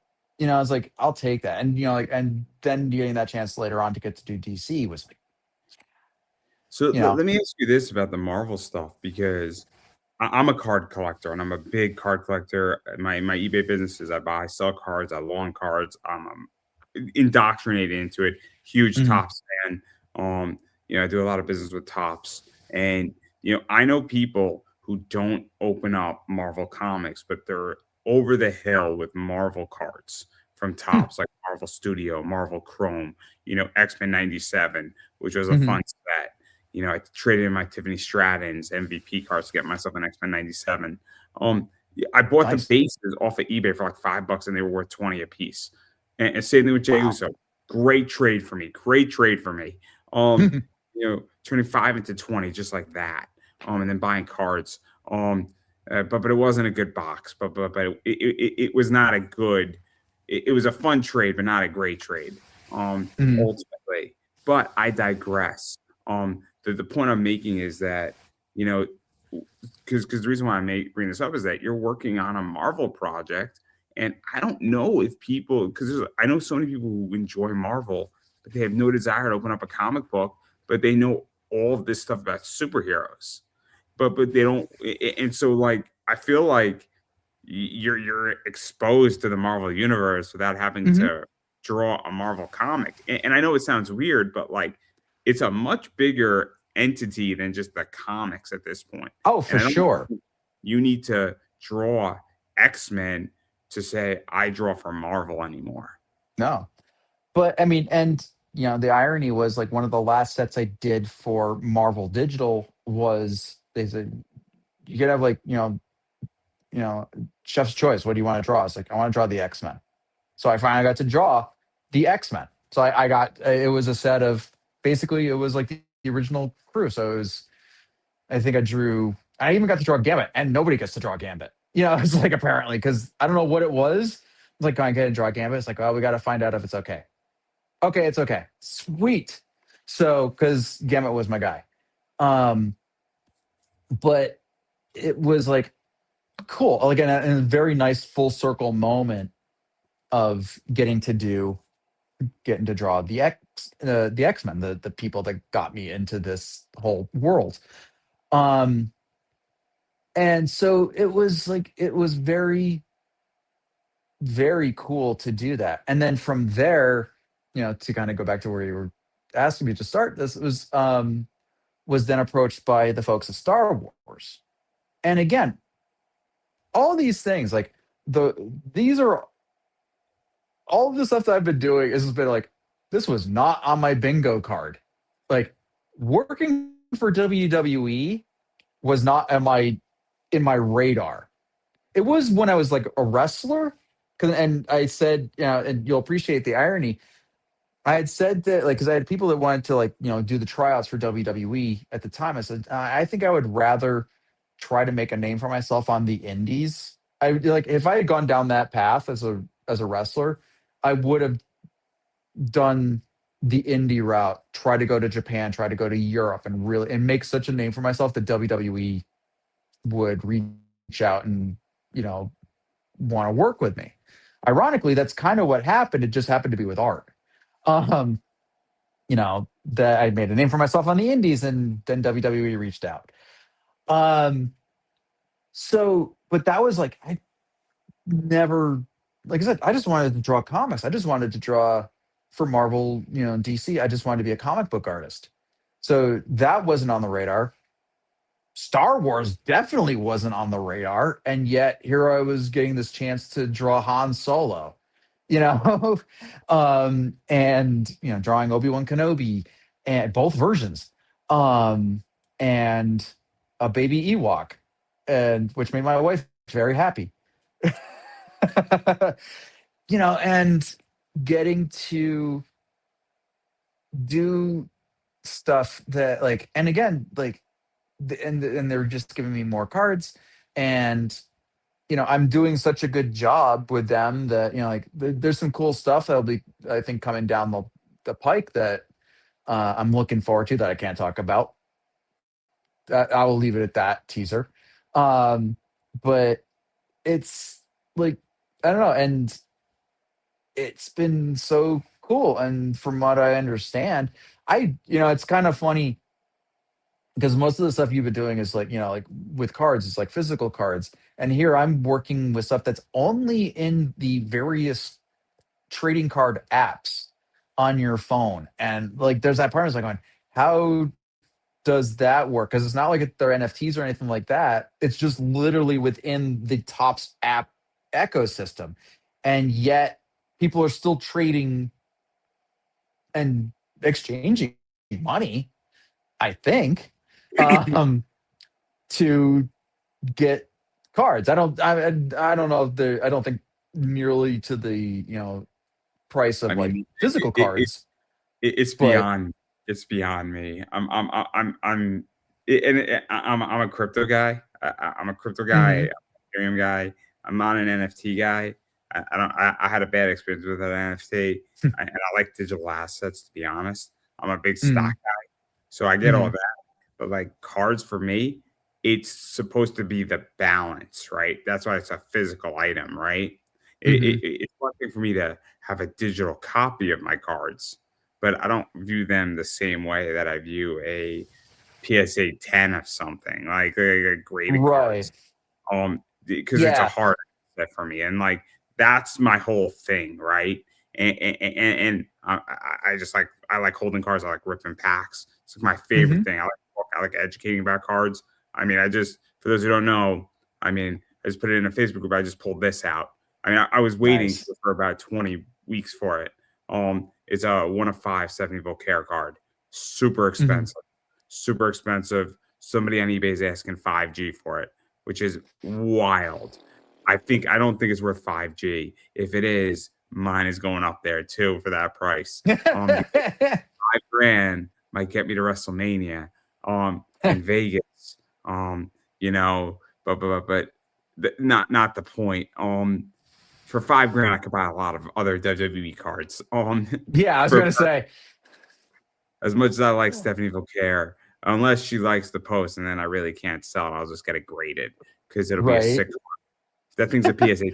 You're looking at like 8K, Wow. easy, on it, um, But conservatively. yeah, But that's the point. I But was gonna like I say, I can't. think My I FedEx was gonna guy say, oh, go ahead. opens up the package. I'll tell the story, right? So package was damaged, and he says, "Hey, before you sign for this, make sure everything's okay." And I'm like, "I'm checking it out. Just give me 2 minutes, man. I'm looking at it. Looks all fine. Everything seems right." And I signed for it. And I said, "Dude, you see this? Super expensive card, right?" And so the point is that again, I like physically holding that card because Mhm. it's really cool. It's really cool to hold that card because I know there's only 5 people in the world who have it, and there's Right. 2 of us who are known now. One of them's on eBay, and I'm the other, and then there are the other three, and then somebody has the 10 of 10, and he's now known, and there's 16 of these cards in the world. And you're So gonna end up all going to like whatever WWE's equivalent to Willy Wonka's chocolate factory, apparently. So what we should all figure out how to do is we should all figure out how to have a dinner with Stephanie Voltaire. That's what we there should you all go. do because it'd be so funny if we all just wear it like Logan Paul around our Oh neck, gosh. and then but we don't tell her, and we have WWE film it, and then it's like the Mhm. ultimate like social media prank because she'll just be like at Oh, the head that's so of the table in her like horn thing, and she'll be like, "You all have this card that I signed? What the hell?" Like it'd be such a troll. It'd be so brilliant though. But it's not a mean troll. She'd be like, No, no. And it'd be, so I was gonna say, I think so. The thing that and it's certainly I'm certainly not knocking how the digital app works. I mean, because clearly people enjoy it, and I'm glad. Kind of, I'm just like, I will admit, it's like I'm assuming there's like some level of artificial scarcity kind of thing. I mean, obviously, yeah, it's not yeah, the same as like physically owning, but however the ecosystem works, I really don't know. But I'm glad that those that are using the apps like the cards that I've made there. And that, again, kind of like all the other stuff, it's like, I'm just glad you guys, like what I'm putting out into the world.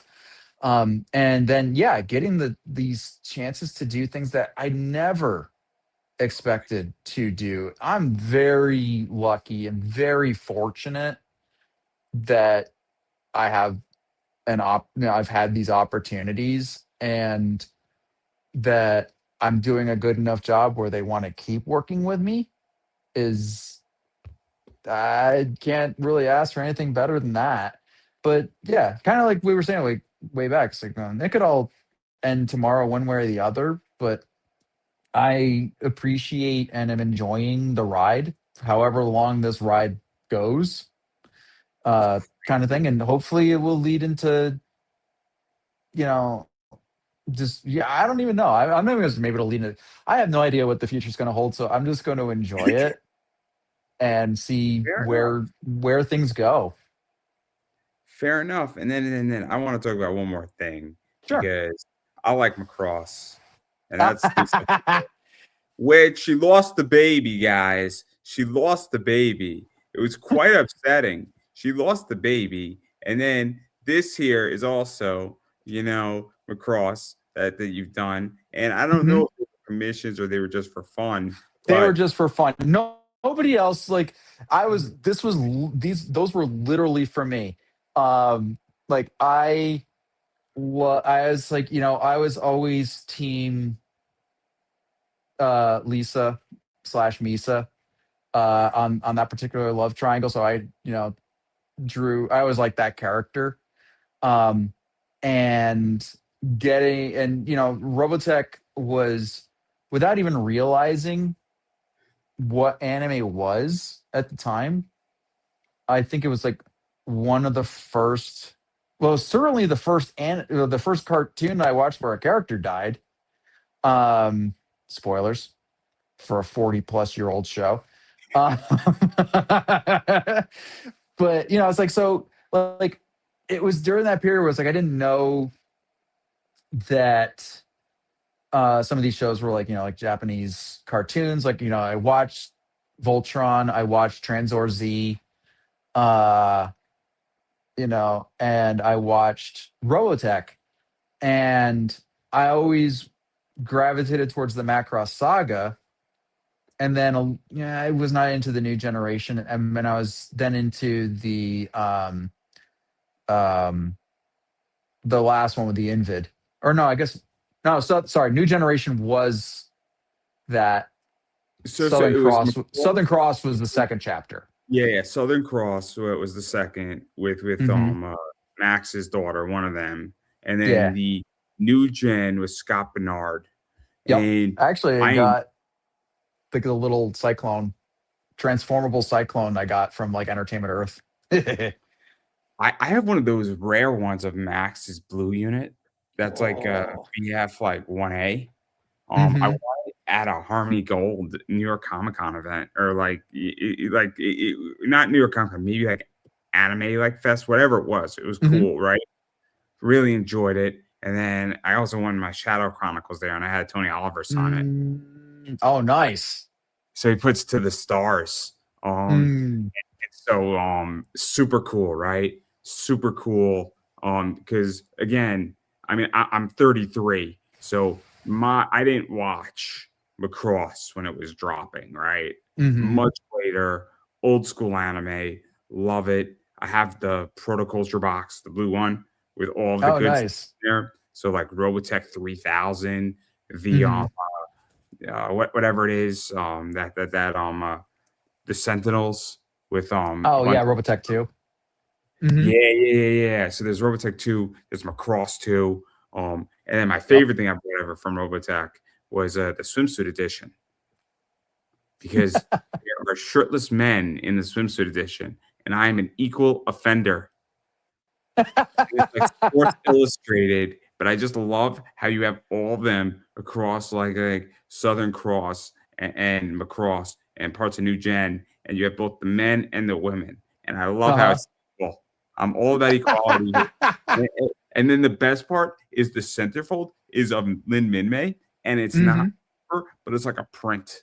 And it's a $12 book. And Right. you buy the book because it's like the greatest book ever. And you Oh, don't that's care funny. copy. You just want to like go through to like this is great because Hmm. you could smell your childhood like Oh yeah. and then you open it up and then you see the centerfold. You're like, this is what it means to be like a 13-year-old boy again. This is exactly what it means to be a 13-year-old boy again. And this is Oh, great. oh my god.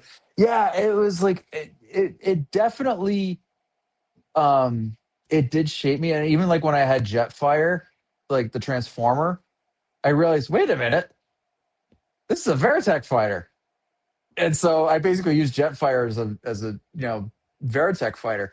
And then it was like later on, like when I was in college, that I kind of discovered like the original subs, like the original Macross series, and like, oh my god, this is even better. It's like, and then like I was like, actually, I kind of got back into it when I was watching the Macross Plus OVAs. That was And good. if you haven't seen the, huh? Bryan Cranston was in the original of that. Mm-hmm. Yeah. And that was when I started like kind of getting college was when I started getting back into anime. Speaking of Bryan Cranston, he was also in the Street Fighter 2 movie, animated movie, and that's what got me really back into anime. Um, and then yeah, I was like kind of like then I was going back and like kind of rediscovering Macross, and I finally watched the Do You Remember Love movie, which was like, oh my god, it was so leagues like just the art and animation. Like I loved like the original series, but oh my god, that was a gorgeous movie. Have you seen that? I have not. I have not Go because check YouTube. yeah, I'm not anti it. It just hasn't happened, you know. So so Hmm. so so. But I was rereading the Macross comics that were being put out by Hmm. Titan, and that was great. Oh yeah, yeah, yeah. I think they did a fantastic job, and I really enjoyed that. I'll have to go And I back and check enjoyed the those out. covers. I enjoyed the covers. I enjoyed what they did with it. I mean, they went deep, and there's Hmm. some good stuff in there that they've gone through and analyzed and done, and beautiful art, beautiful covers. I mean, I think Adam Riches did some stuff on that, with the action Nice. stuff, or maybe it wasn't Adam Riches. I forgot who it was. But somebody did some action figure covers for that. Maybe it was Mm. Adam Riches. Now that I think about it, because he did the WWE action figure stuff. Oh yeah, yeah, yeah. I think I know what you're talking about. Adam Riches designed a bunch of Johnny Gargano's gear. Oh, yep. Okay. So Nice. he's been on this show. So he's great. He's great. He did Mickey James's WrestleMania gear at Oh, WrestleMania, like nice. with like the Native American inspired gear. Hmm. Awesome, right? But the point is that I forgot who did somebody. There's like 4 or 5 people do action. No, Blair Shed did the Robotech stuff. My bad. Okay. But they're awesome. They look like the toys from like the 80s. I do remember seeing those covers. But yeah, no, I don't know if I ever got a chance to actually check out the comics. I'll have to go back and look at those now. But Just I do comic remember the covers. just comicsology it. Just I think it's like comicsology. Spend the $5 on Amazon. You know, Hmm. whether you like Amazon or not, you really can't beat comicsology if you want to read a bunch of No. comics. Yeah, Um, exactly. I hear that. I'm sorry. I'm sorry if it's a bad word. I'm a practical human being who, if I can read legitly 50 comics a month for $5 digitally, and then if I really like it, I'll buy it physically. Hmm. Yeah, But no, I get that. It's like kind of going back to the affordability of things. It's like, yeah, I've gotten to the stage where it's like where I used to, and I remember I'm old enough to remember like when floppy monthly comics were like a buck and a half, buck and a quarter, and then thinking like Wizard magazine was like way too expensive at $5, and now that like monthlies are like around $4 or $5, I'm like, I'll wait for the trade, you know, you kind of you thing. you don't even know the half of it. Kickstarter, so it could go from $10 to $15 for a cover A, plus shipping, and then all of a sudden it's a nightmare on Kickstarter, and then it's like $5, $6 for something. Sometimes it's $8. Like there gets a Hmm. point where it's like I gotta pick and choose what I can afford. I mean, I'm a big anime guy, and I love my Crunchyroll. It's like $80 a year, right? I get really unlimited anime. There is more anime that I can watch in a Oh given year yeah. on Crunchyroll. And like same thing with my Netflix and same thing with my Peacock. And it's just like there's only so much I can afford. And Hmm. and it's like I'd rather buy ESPN to watch the Royal Rumble than buy a bunch of people's comics because I'm gonna get more enjoyment out of the Royal Rumble and Hmm. WWE Network or whatever, or Netflix, whenever whatever we're looking at, that I'm gonna get out of your comic. I'm gonna get, Hmm. between, I mean, Netflix, I get Monday Night Raw, which is 12 hours a month, maybe 15 some months. It's like I'm not getting 15 hours out of somebody's comic book. Right. I hate to be sounding like a dick on it, but it's like it's just economic money, Hmm. and it sucks, right? It's the same reason why when we go back to those WWE prints signed by Tiffany Stratton or John Cena or The Undertaker, you know, somebody might get more enjoyment out of that because they're going to put it on their wall, they're going to frame it, they're going to enjoy it, and there you go, right? And that's where this all goes back to, you Hmm. know. So I mean that's my whole viewpoint and that's my whole position is that I think everything in life right now is about that, and it's unfortunate because comicsology is affordable, Hmm. and they do a hell of a job for me to read stuff, and I don't think it's so unethical to read digital at an affordable price. Oh, I want as somebody who started off creating digital comics and had to go through the period of the mid early to mid 2000s as the industry was starting to shift towards that to get a lot of blowback about digital comics and web comics not being real comics. um I experienced that kind of at San Diego 2005, just as an attendee, but like just seeing how web comics were treated as the redheaded stepchildren there.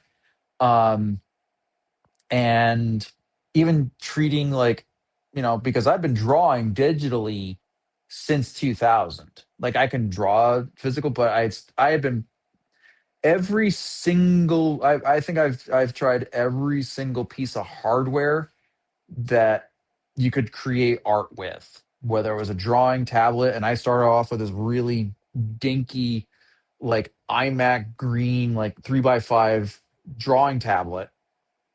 And then I went to bigger ones, and then I have a Cintiq now.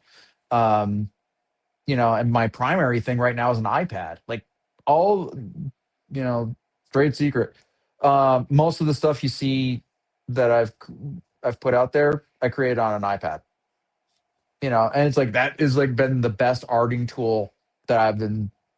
But I've tried tablet PCs. I've tried all this different stuff. I've tried all different kinds of software. Whether it was Photoshop or drawing in. Hell, I think I tried not Dreamweaver. Flash. I was drawing in like vectors before that was a thing. I was trying Manga Studio before it even made it to the States. Um, I imported that in. Then I was trying all the iterations of Sketchbook. I was trying all these different things because I just wanted to. This is how I just envisioned doing my work. And then the amount of times where I was saying, well, that's not real art was like, okay.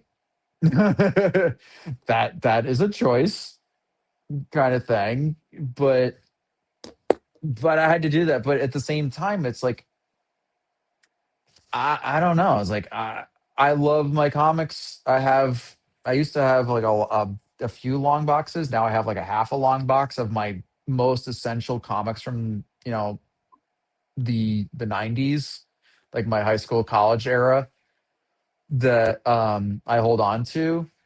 But the rest is like I have I like any bookshelf space is like either trades. But if I want to read monthlies, I just read it on my iPad because it's convenient. For me, and I've been saying this, is that there are four things dictating media. First off, it's big libraries. So anything that has a big library is dictating it. So Peacock, Netflix, Paramount, Mhm. Amazon, those all have Disney all the big libraries of content. That's the first thing that's dictating things. Comixology is a big library of Mhm. content. The second thing is that it's price in a lot of ways. And Mhm. then it's also the idea, when can I read it, watch, and enjoy it, right? Mhm. So can I read it on a Tuesday at 3 in the morning? And that's a big issue, right? So, Peacock's a good example. I like Law and Order, right? Mhm. And I go Law and Order SVU. I can watch that whenever I want to watch it after it airs. I'm starting on 9 o'clock the next day. Mhm. Very useful. So I don't have to watch Captain Benson in her next case when it's airing. I Mhm. don't have to watch it during the time they want me to watch it. I can watch it whenever I want to. And that's why I like Peacock, because now I can watch the show I want to watch at a time that's convenient for me and not at a time that's convenient for them. Very helpful, you Mhm. know. And then, it's also just, where can you watch it? And it's Mhm. customizable too, right? So obviously I can't customize the Law and Order show. So I Right. can't, I want this angle over here, and I want this police officer to get shot and die. I can't do that. Right. Okay. But I definitely can customize certain aspects of how I want to watch it. But Mhm. whenever I could, that's the big deal right there. Those four things are dictating media.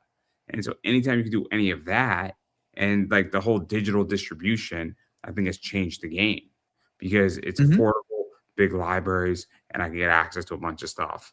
And I don't even think it's digital comics per se. I just think it's digital distribution, Mhm. because it's just, I, and also it's like, where am I going to put all my shit? I have a lot of long boxes that I want to get rid of, and I have a lot of Mhm. books. I got a lot of books. I've been a manga collector since I was 7.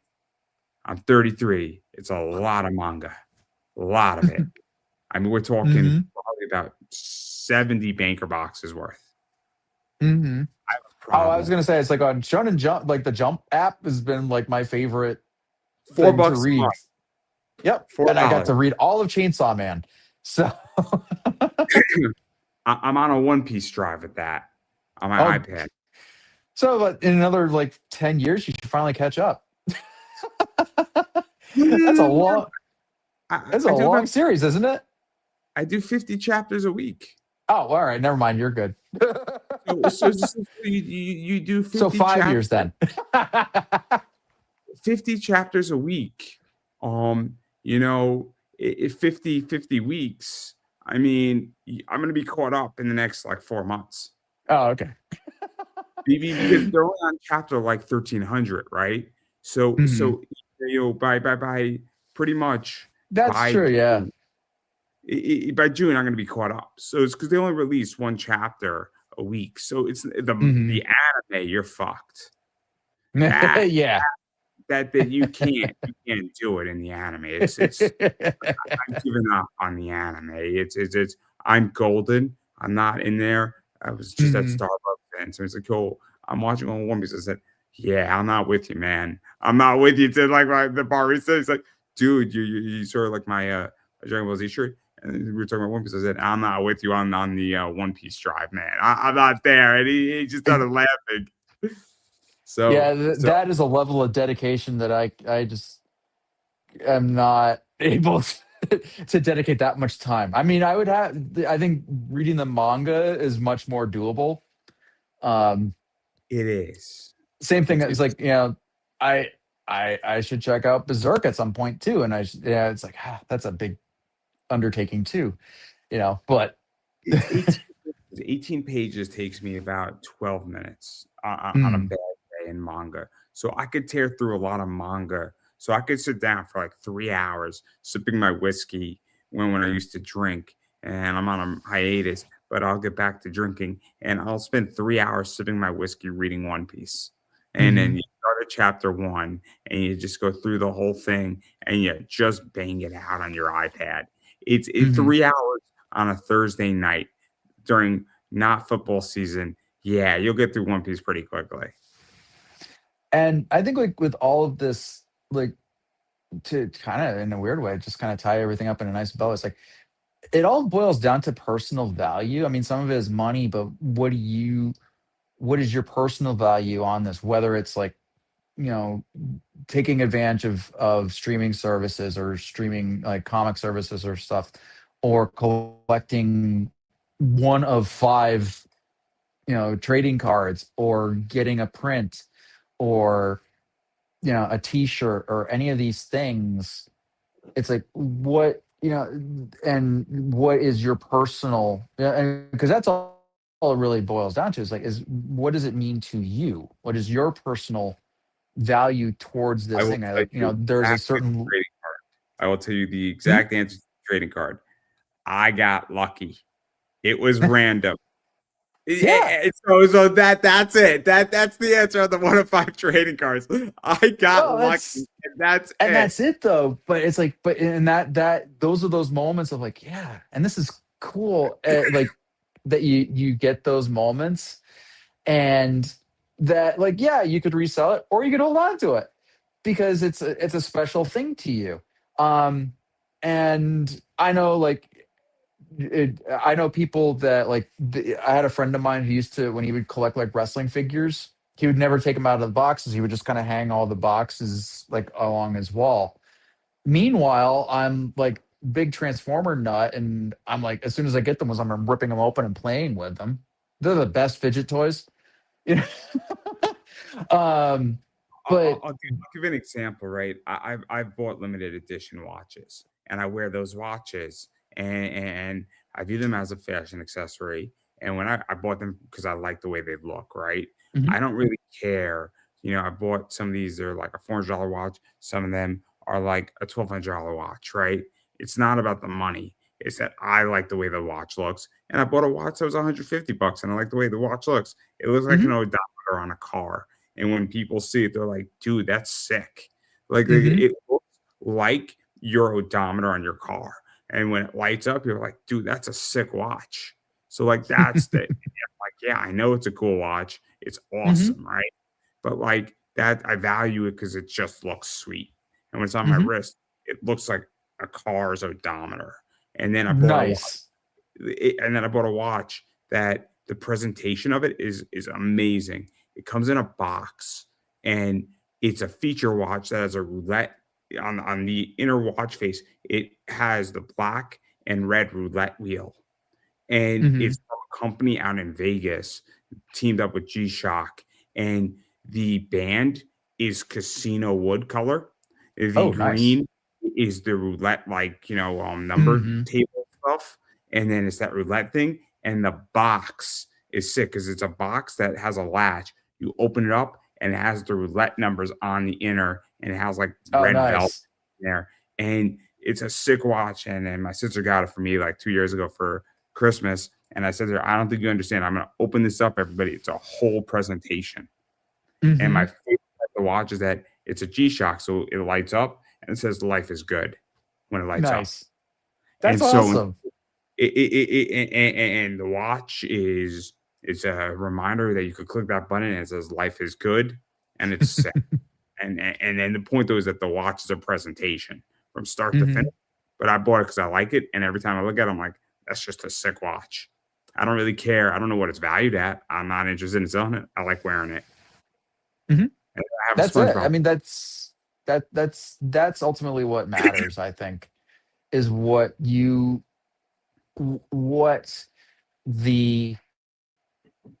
the thing that you are into, what it means to you, and I think that, um,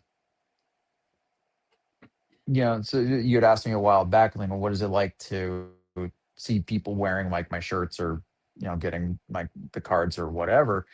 And I think it is like, it meant enough to them that they wanted it, you know, and that in turn kind of means a lot to me, just like, I yeah, in a weird way, kind of go back to the Transformers. I was like, I talked to at Comic Con. I talked to one of the engineers that helped kind of like design how like Thundercracker, for example, was built and stuff. And it was just like, yeah, it's like, it's remember, like, yeah, that person crafted, it's a toy, but that person crafted or helped engineer it, and to see I'm sure he has a level of pride that like people are like, yeah, this thing looks awesome. It looks just like the cartoon and it all this different stuff. And they're going, that's important. Like that, those are the things.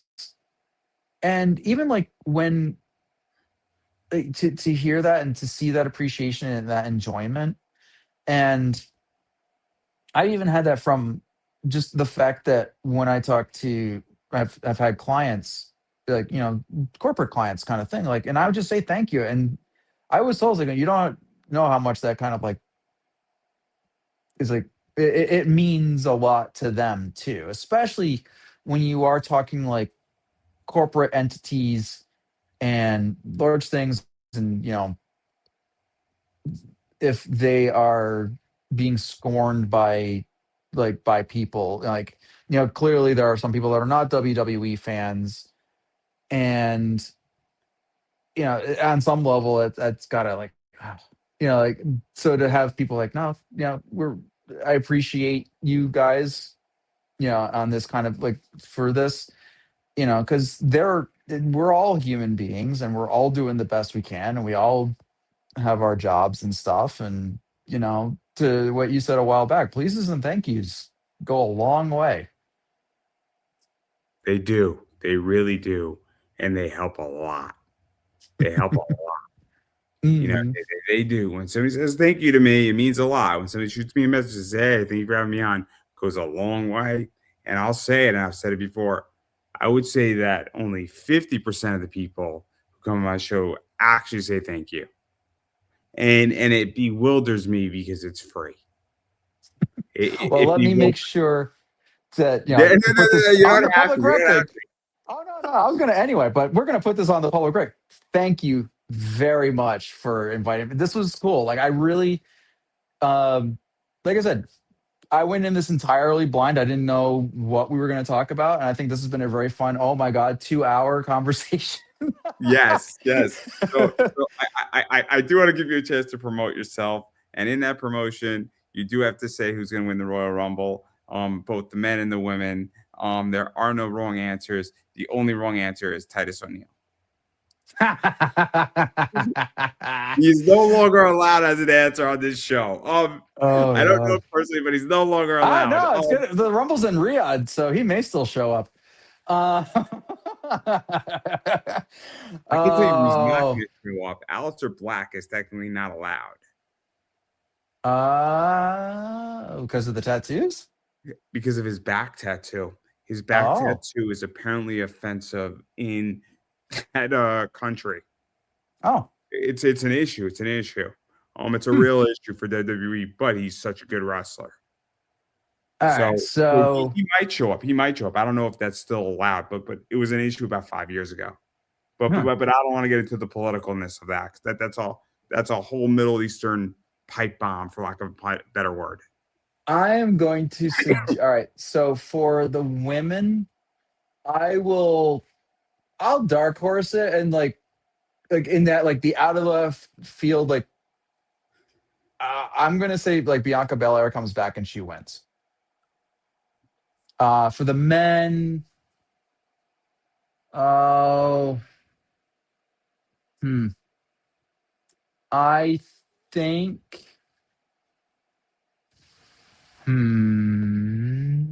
now I'm gonna go with Braun Breaker. Like, I could see Braun Breaker. I could see Braun Baker. I am going with Roxanne Perez to win it. Ooh, Roxanne that would be good Perez, too. or I think it's going to come down to Roxanne Perez and Liv Morgan as the final two. Mm. We're going to set up Oh a yeah, yeah, yeah. breaking of a Judgment Day situation because that stable is too big, Hmm. and the stable doesn't need to be dissolved. It just needs the members need to be kicked out. Some member needs to be kicked out in some way because that stable is too big. You got three women, you got three guys, and Come on. At this point, Finn Balor's well familiar with being in a very, very large stable, and an the issue unwieldy stable. and the issue is that the Judgment Day is a jumping off point. So it gave Hmm. Rhea and Damian Priest a lot of room to grow and figure out their characters and then evolve. And then somebody needs to get out of that. Like Dominic Mysterio needs to get out of that. And you had a new Mhm. opponent in there from NXT. It makes sense because it's great what they do, but you got to move people around. Whether you move Roxanne Perez, let Morgan out of it, whatever you do, that's the answer. But I Mhm. digress. This is a whole. I'm sure me and somebody else on Friday are going to talk about this Mhm. extensively. I would move two pieces out of the Judgment Day, set it up for Mania, get that done, and use the Royal Rumble with the women to do that. But that's just me. I think it's Roxanne Perez, and then the Nice. men. I definitely Braun Breaker would be interesting going after Punk or because Punk is still the champ, right? Yeah. And then Drew McIntyre. I mean, again, that's going to be dealt with that Elimination Chamber, and because Braun Breaker is going after CM Punk, and it makes sense because it'll set up Seth Rollins' return. But Mhm. anyway, I did I also would love for you forget to. about that maybe Obafemi. I forgot that he might come up to he could be a potential too. That is true. That is true. I did forget about that, but I don't want to see it. No offense. It's it's not his time. Braun Breaker would be great. No. Yeah. I agree, but it wouldn't shock me if they if they were gonna strap a rocket to him. So we'll see. But yeah. But yeah, So so where could people find you, bother you, hit you up, check out what you do, stay I've in? not I was gonna say I've not been on social media that much lately. But mostly Instagram now. Like that's pretty much it. And I've been kind of slacking on that as well. But if you want to see my work, my most up to date stuff is yeah, Instagram at DN as in Nancy Hills Hills. Um, and that's pretty much it. Yeah, I'm not on really on any of the other socials these days. I just kind of decided to whittle down to just I only have so much time in the day. I'll just work with one. Fair enough, fair enough. And then obviously it's my show, so I promote myself. I am Pop Anime Comics on Twitter/X. I tweet a lot about sports, in particular yelling at the Knicks and yelling at the Giants. And I get very creative during football season with my tweets. I also tend to troll people a lot. So sometimes I'm not active because I get in suspension mode on Twitter about sports. I really enjoy the sport of it. I'm not very, so if you want to have a good time on Twitter with me, Sunday's going to be a fun day. It's going to be a fun day. It's also going to be snowy where I'm at. So, it's going to be a blast. Football tweeting, saying, what do you mean that wasn't a penalty? What the hell was that? Oh, very good time, guys. Oh no, So, that's gonna be me on Sunday too, because that's my team. I guess who's your team? I don't know. There's four teams. There could be anybody. right there. You don't see the big flag in the back? In the back, I don't know that's who. probably in reverse. Patriots. Oh, good. I can't, it's hard to see it. I'm sorry. It's Oh, like, it's hard to read it. It's genuinely hard to read it. oh, that's funny. No, no, no. I'm a Pats guy. So I've been a Pats guy since they sucked. So the first they're time. going to beat the Broncos. That's the easy game. The game that's going to be the better game to watch, I think, is Rams Seahawks, because I think Mm, the Rams. I think the Seahawks are going to ultimately win, but I think the Rams are going to definitely give the Seahawks a hard time. Even though the Rams don't look great, they're definitely going to give the Seahawks a run for their money. I don't think that the Broncos, because I think the defense on the Broncos is fine against the Patriots. It's really the offense that's the big question. hmm If Bo Nix was playing, I would go with the Broncos. Oh, that's right. He's out. Yeah, so that because prior to that, after they won, before it was announced, the Broncos were the favorite, and now they're hmm the underdog, and that Who's shifted within their 30 minutes. yeah? Who's their quarter? Who's their backup? He hasn't played in like a year and a half or 3 Oh, years. jeez. It's a crazy circumstance, and but you know what is, I don't know what's going to happen, but it's not going to be hmm it's not going to be a good game. It's going to be a really bad situation, and you got to put money on the Patriots on that game. But this is not money advice. I'm putting money on the Patriots. I would not put a lot of money on the Patriots. I would not put $100 on the Patriots. I'd put like 25 on the Patriots. The odds are shitty, just if you want to follow me. And I did very well last week because I had the Broncos, I had the Seahawks, I had the Rams, and I had the Patriots. I did very well last week. Yes, you did. Um, I cleaned nicely on DraftKings. But not the point here. But obviously going back to me promoting myself, Twitter, football, Pop Anime Comics, Instagram, Pop Anime Comics, post a lot of cool stuff up there. They found me there. Pop Anime Comics, Facebook, stream there, do some fun stuff there. You can bother me there. Pop Anime Comics on TikTok, do some stuff there, a lot of short clips. You never know what's going to pop up. Pop Anime Comics on YouTube. Please subscribe. Makes me feel special. And if you want to see all my interviews, I just published my 2000th video today.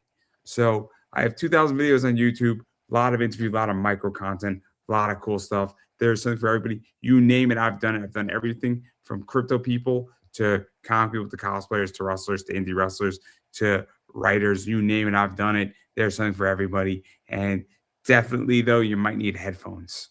I'm just saying there's some stuff in there that is definitely not safe for work. YouTube channel, but you will be entertained thoroughly. And then I do run an eBay store. So look for Comics and Collectibles. Come shop with us on eBay at Pop Anime Comics Collectibles. And I sell stuff like this in my eBay store. I tend to sell stuff like this in my eBay store. I tend to sell stuff like this in my eBay store. I tend to sell stuff like this in my eBay store. I no longer have this card, but I get one-on-one in my eBay store. So definitely check that out. And I do have stuff like this in my eBay store. And I've been saying it forever. I'm going to keep saying it. First off, go to my eBay store if you're looking for cards or comics and browse through it. If you don't see what you're looking for, shoot me a message because I may have it. It just might not be listed.